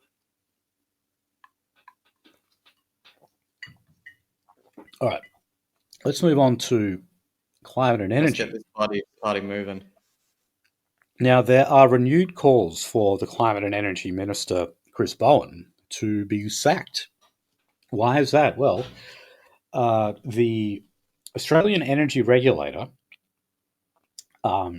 is now allowing power prices to go up by as much as 9%. Now, this was condemned by Chris Bowen and basically by every energy minister across the country. Nonetheless, they don't have any say over it. This is an independent regulator that operates separately from government, much like the Reserve Bank is when they set interest rates. Chris Bowen really does not like this decision because it doesn't look very good on his record. But amazingly, he said to Australian consumers that they should simply shop around to find cheaper energy prices.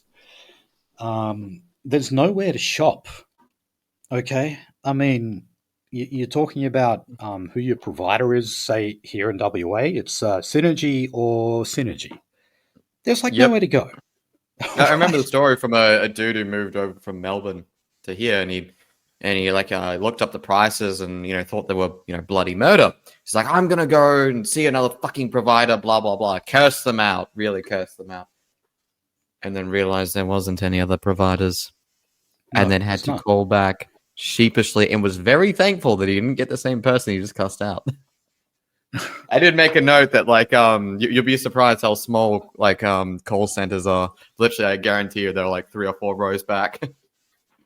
But I mean, look now. In other states, you might have a choice. There might be 2 or 3 providers or whatever. But how competitive are they in terms of their prices? Everyone is basically charging the same amount. So it doesn't matter if you switch provider, you're going to be paying basically the same amount anyway. And surely Chris Bowen knows that. I just can't believe he's out there making statements that profoundly ridiculous. Yeah. And the average consumer is just going to be saying, well, you must be taking us for mugs here. Our power prices are going up all the time. You're trying to tell us that investing in green energy is actually pushing our power prices down. And then you say that if our prices are too high, we should go and shop around and move to a non-existent competitor. People don't like being spoken to that way. No. And but then again, like, okay, so you can have multiple countries, like multiple companies, sorry. And that makes that's great and all, but at the end of the day, who owns the physical lion's share of the infrastructure that is getting it to you? Because in a lot of instances, it's not the fucking state. Yeah, right. And by the way, this is something I just realized I forgot to put into the prep, but should have. There's new polling data out that shows that a lot of the lower house seats that are held by Teals, so seats like Wentworth, Warringah, etc., a lot of those Teals are very, very unpopular now. And the reason why is because of power prices. Because, the Teals are basically the Liberal Party plus extra action on climate change. I'm vulgarizing that a bit, but that's basically what they are. And so, while the Teals may, say, win some other seats this coming election, I reckon they're going to lose a hell of a lot of the ones that they won in the 2022 election. And it's precisely because of this, because of everyone's prices just going up and up and up. And to be fair, they did fucking absolutely murder it with their fucking green policies and etc. I knew that, like, look, a party like the Teals, like, I knew that there were political inevitability, but I also knew they're going to be politically unstable. Right. Well, look, Chris Bowen still came out and said that the coalition's plan to keep coal in the energy system for longer would lead to even higher costs for Australian consumers. Now, this is despite the fact that the Australian Energy Regulator itself, in other words, the regulator that is allowing the prices to go up by as much as 9%, they actually said that its decision was based on the fact that there are coal generator outages, and also because of, quote, low solar and wind output that drove high price events. Okay? So from the horse's mouth there, they're saying that A, shutting down coal, and B, not getting enough energy from wind and solar is what caused their decision to say, no, we need an increase in power prices. There's the regulator itself saying that. Yet Chris Bowen is still out there trying to tell us that black is white.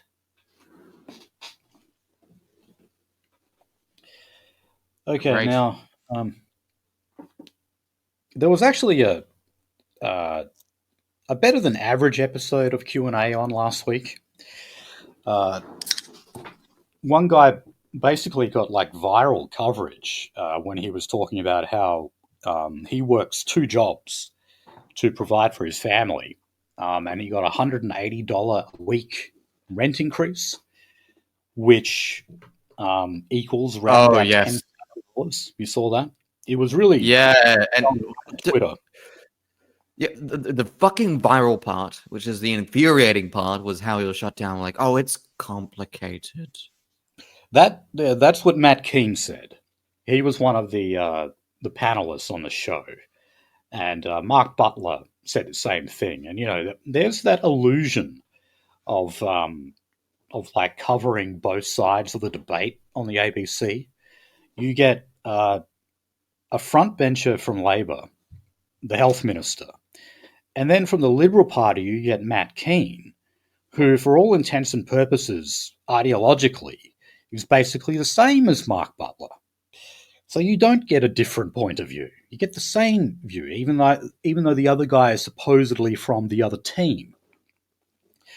But yeah, he made the point that every time he turned up to a home open for a rental, it was always just everyone there was a foreigner, and he was just saying, well, look, this is why I can't afford anything. This is why I can't find a new rental, because of the amount of migrants we're letting in. And then, yeah, Matt Keane says, oh, well, that's just one component, and it's such a very complex equation we're looking at here. No, it's not. No, it fucking isn't. And you see that one guy, dude who used to write for $1 Million Extreme, except I know you don't like $1 Million Extreme, but he did like God, do you remember Max Headroom? Rings a bell. Okay, that's Max Headroom is the case of comedian pretending to be a robot on like a news show, blah blah blah. Artificial news person. This dude was doing the artificial comedian bit from like, was it Agent Zero or something like that, and like pretending to be a robot with like pre-recorded lines. And there's an entire bit where he's like, "This is George Floyd if he was fucking Indian." Please, sir, I cannot breathe, sir. But yeah, that's literally the situation you walk into if you're going to a home open. And I know that because I had the disgusting experience of having Indians walk around this place. Yeah, oh look, man, I've had the experience as well, like pretty recently. Yep. Like where I am now, we had a very hard time getting here, and we're actually pretty lucky that we. Oh yeah, and it's a nice place too. Yeah, I mean, we're very lucky. So I don't want to sound like I'm bitching and moaning, but I can tell you it was a fucking effort, man. It was a real fucking effort. Anyway, back in the day when we had to record from the main studio, I'd show up to Finian's places strapped, ready for action. Because by God, that place was horrific. Hey man, it was cheap rent though. I didn't know when that cat was going to come around the corner and kill me. Oh, the cat's still here though. I know the cat is. I know the cat is still there. She's like sitting behind my monitor right now.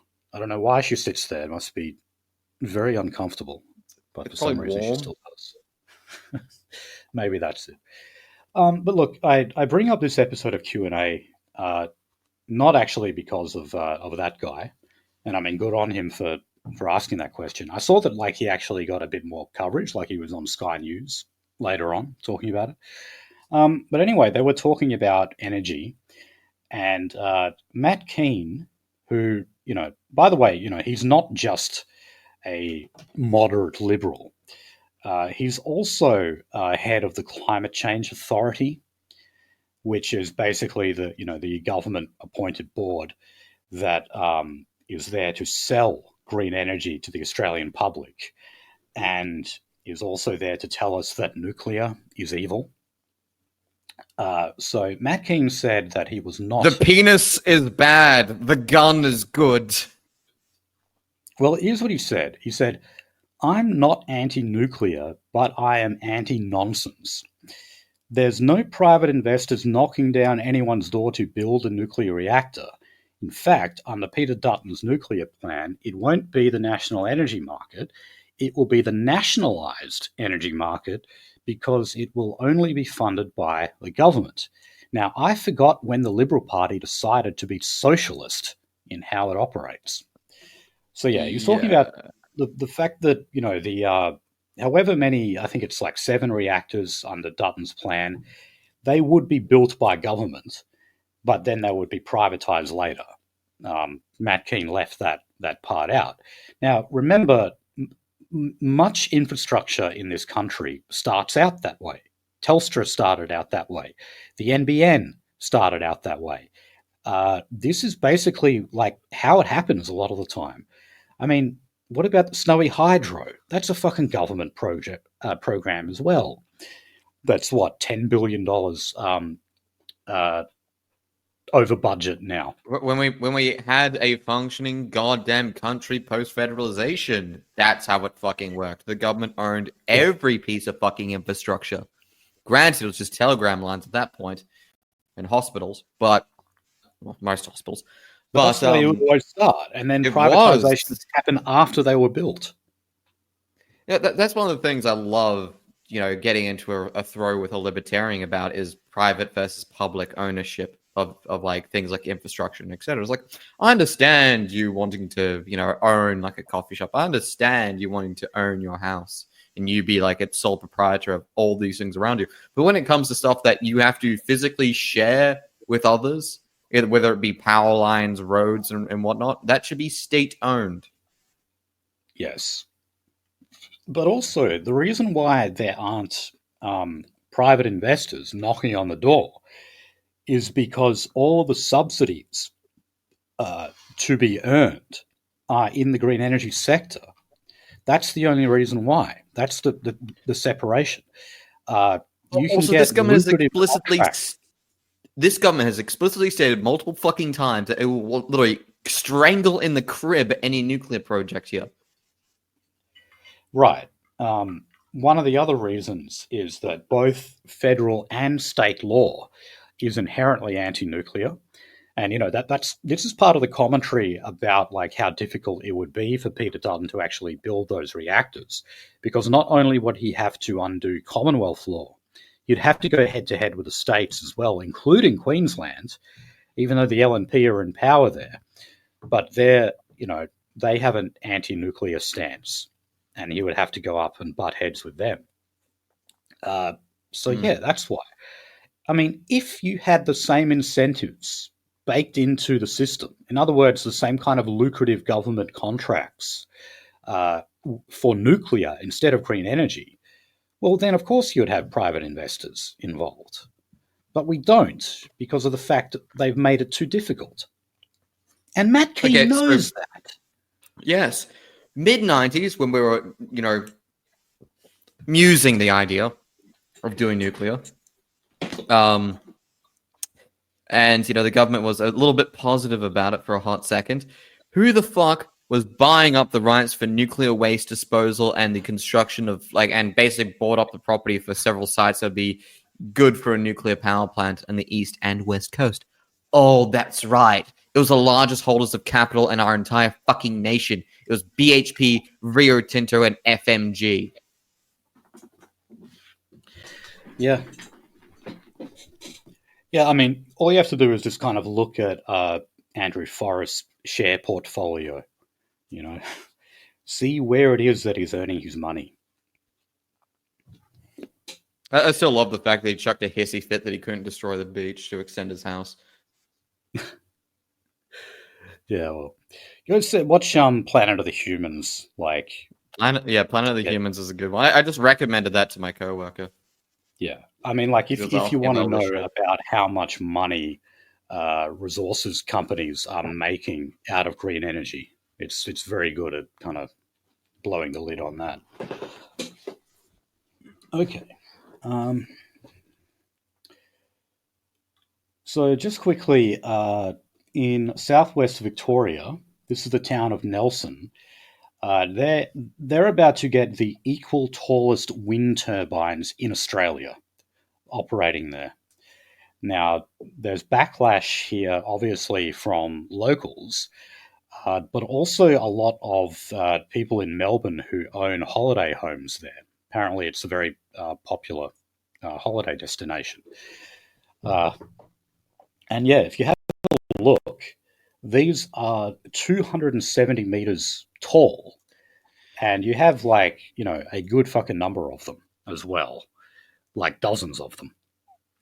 They take up a shitload of land And in terms of like the scenery that's there, it destroys it because you've got these big ass ugly wind turbines all across it. That said, even though there's opposition, it'll probably still happen because, well, they usually get their way with stuff like this. Well, Okay, look, now, so just quickly on Twitter, like literally from the protest campaign by locals, they're passing around this video of a wedge-tailed eagle getting fucking obliterated by a wind turbine. right. I know it sounds odd. It's like, oh god, God, it's going to kill the birds, and it's like, well, yeah, kind of, because it's a it's a fan. Okay, go in your room, go get your pedestal fan, fucking turn it on full blast, and then throw dust, both in front and behind. Guess what? It's all going to center around that fucking fan. So what do you think? Fucking flying birds get sucked into and pushed out of fans. Just last story. This is just more of a story on ecology, I guess. Last week we talked about the huge number of feral animals that we have in Australia, and how you might be surprised that we actually have a lot of wild pigs, wild deer, even wild camels, feral camels. Well, in the Northern Territory, they reckon that this might actually be doing some good. The reason why is because the Northern Territory's crocodiles have recently been eating a lot of these feral animals, in particular feral pigs. This has in turn has changed the type of feces that the crocodiles produce. And they reckon that this is basically creating a kind of fertilizer that is having a very good effect on Northern Territory's rivers and supporting plant and algae growth. So, yeah, I just thought that was a fun fact story. The feral animals aren't like so bad in some cases. We got crocs showering down. Oh, the thing is, the fucking crocodile has been here for millions and millions of years. I'm pretty sure hundreds of millions of years at this point. Like, if there's some staple of environmental and ecological stability, it is the crocodile. It is the alligator. Right. I mean, they basically are dinosaurs, aren't they? Yes, I'm quite serious when I say their genus is considered in the list of dinosaurs for the God. Was it? It was one of those weird dumb. What era did crocodiles evolve? Some dumb Greek word. Late Cretaceous. Early Jurassic, late Cretaceous. 250 million years ago. Jeez. Yeah, they're just a thing. They're a thing on Earth. Humans are but a blip to them. All right, we better push on because we got to wrap up this episode. We're running late already. Yeah, so just going on the elections, of course, WA, we just had our election. The ALP is now up to 44 seats. The Libs are on 6, the Nats on 4. And there's still a few seats too close to call, like Kalamunda, Albany. I really hope the Liberals win in Albany because that's Dr. Bruff, the guy who said pedophiles are part of the LGBT movement. So, oh God, it's actually one of the few times I'm really, really going for the going for the Libs. What else? Oh yes, unfortunately, it looks like the Greens will hold the balance of power in the upper house in WA. So far, they've secured 3 seats, but it's likely they're going to have 4. Labor's got 15, Liberals have 10, and the Nationals have 2. Oh, One Nation have one, Legalize Cannabis have one, and Australian Christians have one. So yeah, the only kind of minor party with any significant presence is, unfortunately, the Greens. Okay, the seat of Fremantle. Now, this was the one where it looked like this was going to be the one seat that the Teals picked up. However, Labor have actually claimed a victory in Fremantle. Oh no. So that is for the member Simone McGurk, who is also a minister. However, I'm sorry, I always forget this woman's name. Oh, Kate Hewlett. She has Very not conceded forgettable. defeat. She's not conceded defeat. Now, last count, Labor were ahead by 491 votes. And so Kate Hewlett has said, well, look, we have to wait for all the postal votes and all of that to be counted because 491 is just too much of a small number. So, but I don't know. Labor seem confident enough that they have claimed it. Okay, now If you're a Labor member, that might make sense at this point. So member for Labor. The fallout, or let's just say the outcome of the WA election, have said that there may be several WA seats that could fall to the Liberals. Now, the reason I say that, if we look at the seats of Butler, Mindarie, Wanneroo, and Lansdale, all of those seats. Shout out to my boys in Mindarie. Your place is very boring outside of your dumb fucking brew pub.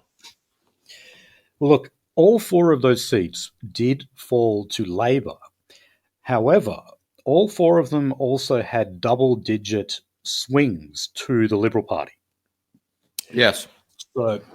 So even though Labor, had another wipeout election in their favour, simply in terms of how many seats they've gained, there were still massive swings against them. And so much so that the federal Liberal Party are definitely in contention for a lot of those seats at the federal level. But yeah, obviously we'll wait and see for that. So we covered last week that Peter Dutton went to a Liberal Party fundraiser while Cyclone Alfred was going on.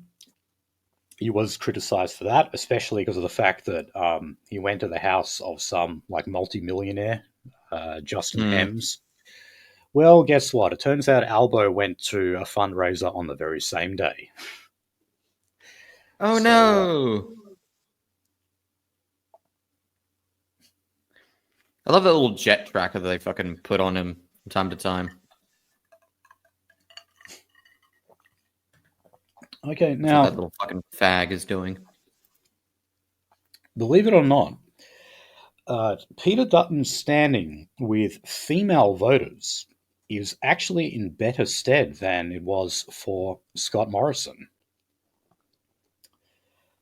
So, according to this article, some Liberal MPs who spoke to the ABC said female constituents raised fewer complaints about Mr. Dutton than they had been accustomed to under Mr. Morrison. So, interesting. I remember there was a similar thing for Tony Abbott. Everyone said that female voters were going to absolutely despise Tony Abbott, but he was actually, it was basically very little change occurred, say between him and Malcolm Turnbull. So the Liberal Party has also lost 2 candidates in Victoria due to Section 44. Do you remember what that means? It means they are dual citizens. So Luan Walker and Joel Drisdale. It really surprises me, though, that this happened so the Drisdale Drimmadome? But I mean, did they not know this before? Shouldn't the vetting process have uncovered this ages ago? I'm surprised this happened so close to election. Don't say something. Don't connect something to incompetence when you could really easily associate with malice. That's my books. That's how I fucking teach myself these days. Yeah, you could be onto something there. Okay, there was recently a by-election in Port Macquarie in New South Wales. That was brought on by the resignation of Leslie Williams, who defected from the Nationals to the Liberals in 2020, and that was actually to do with the infamous koala legislation. So at the moment, on a two-party preferred basis, the Liberal Party is ahead by 2.2% over the Nationals. Ah, yes, So- koalas. Aboriginals have felt trapped inside of soft, small, hairy bodies. All right. Now, on the Teals, Simon Holmes à Court did a address at the National Press Club the other day. So this is the guy who's the founder of Climate 200 that funds the Teals candidates. And he took questions at the end, and he said that he is not an active investor in the renewable industry. So he compared It turns out.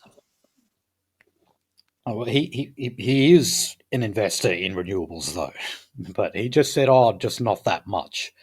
So he compared it to the average Australian and how much money they put into super.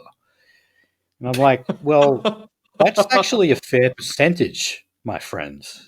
Super contributions are that's actually a lot.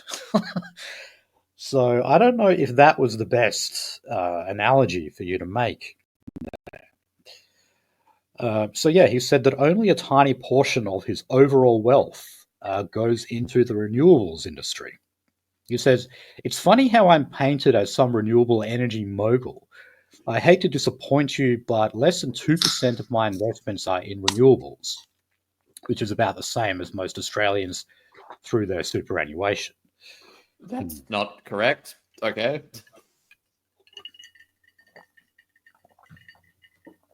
Okay. On abortion, there is still criticism of New South Wales health services that they are not providing or they are not making abortion accessible to women. Now, the New South Wales government is trying to reform the system, and part of that is actually to leave room for conscientious objectors. In other words, people who don't agree with abortion and therefore would not have to take part in the facilitation of an abortion. And this can be, any kind of health worker, not just doctors, but like anyone involved in this. And Okay. not a surprise that the Greens don't like this. They basically want to scuttle that process and just make abortion, free, easy, and completely accessible. Gay wedding cake situation here. I hope that in so many 100 years, when our Muslim successors see this, they look at it as a very funny and silly era of time.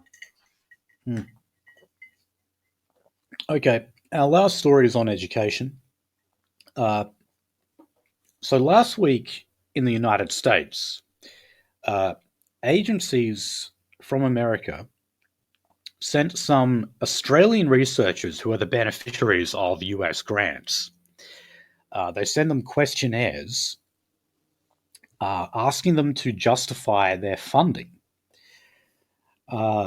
And it also grilled them on a host of issues, such as their links with China and the Trump administration's edicts recognizing only two sexes.